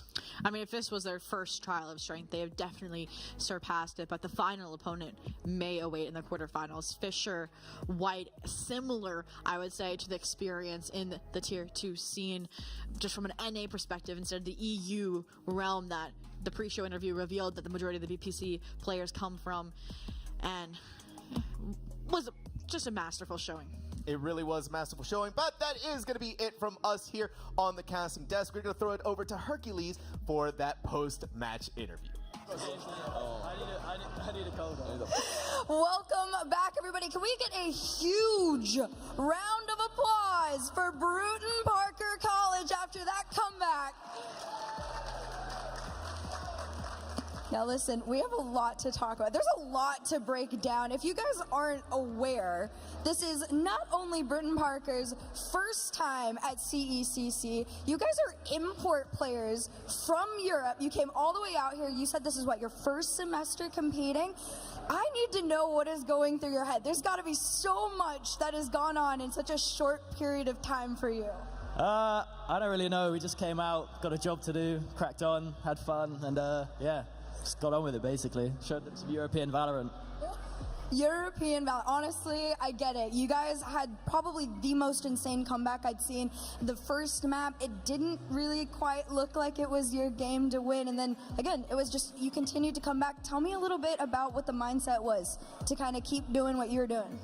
Well, the main issue was that our first map was the warm-up game for us, and our warm-up game is notably really bad. Like, yesterday we played the first game, we went close against a team we shouldn't have been close with, and then the second game against a decent team, we stomped them. So the first map is always a bit rough for us, but then we reset our mindset. Of course, it was we were a bit angry, but we reset our mindset going into the next one. We played how we played in the last 6 months, and it all worked out, so it's gone well. It definitely went well from my perspective, and I think everybody's perspective. At the end there, I do want to say, there was a little clip. One of your teammates had an orange stuffy thing. What is that? I haven't got a clue. I didn't even know what it is, to be honest. We saw a clip of him, and his hands were kind of shaking, and then we were like, are they all okay? I think he just had a bit too much caffeine, to be honest. Absolutely valid. Red Bull's kind of insane, I'm not gonna lie. Well, congratulations to the both of you. I am so excited to see you continue on in your journey here at CECC.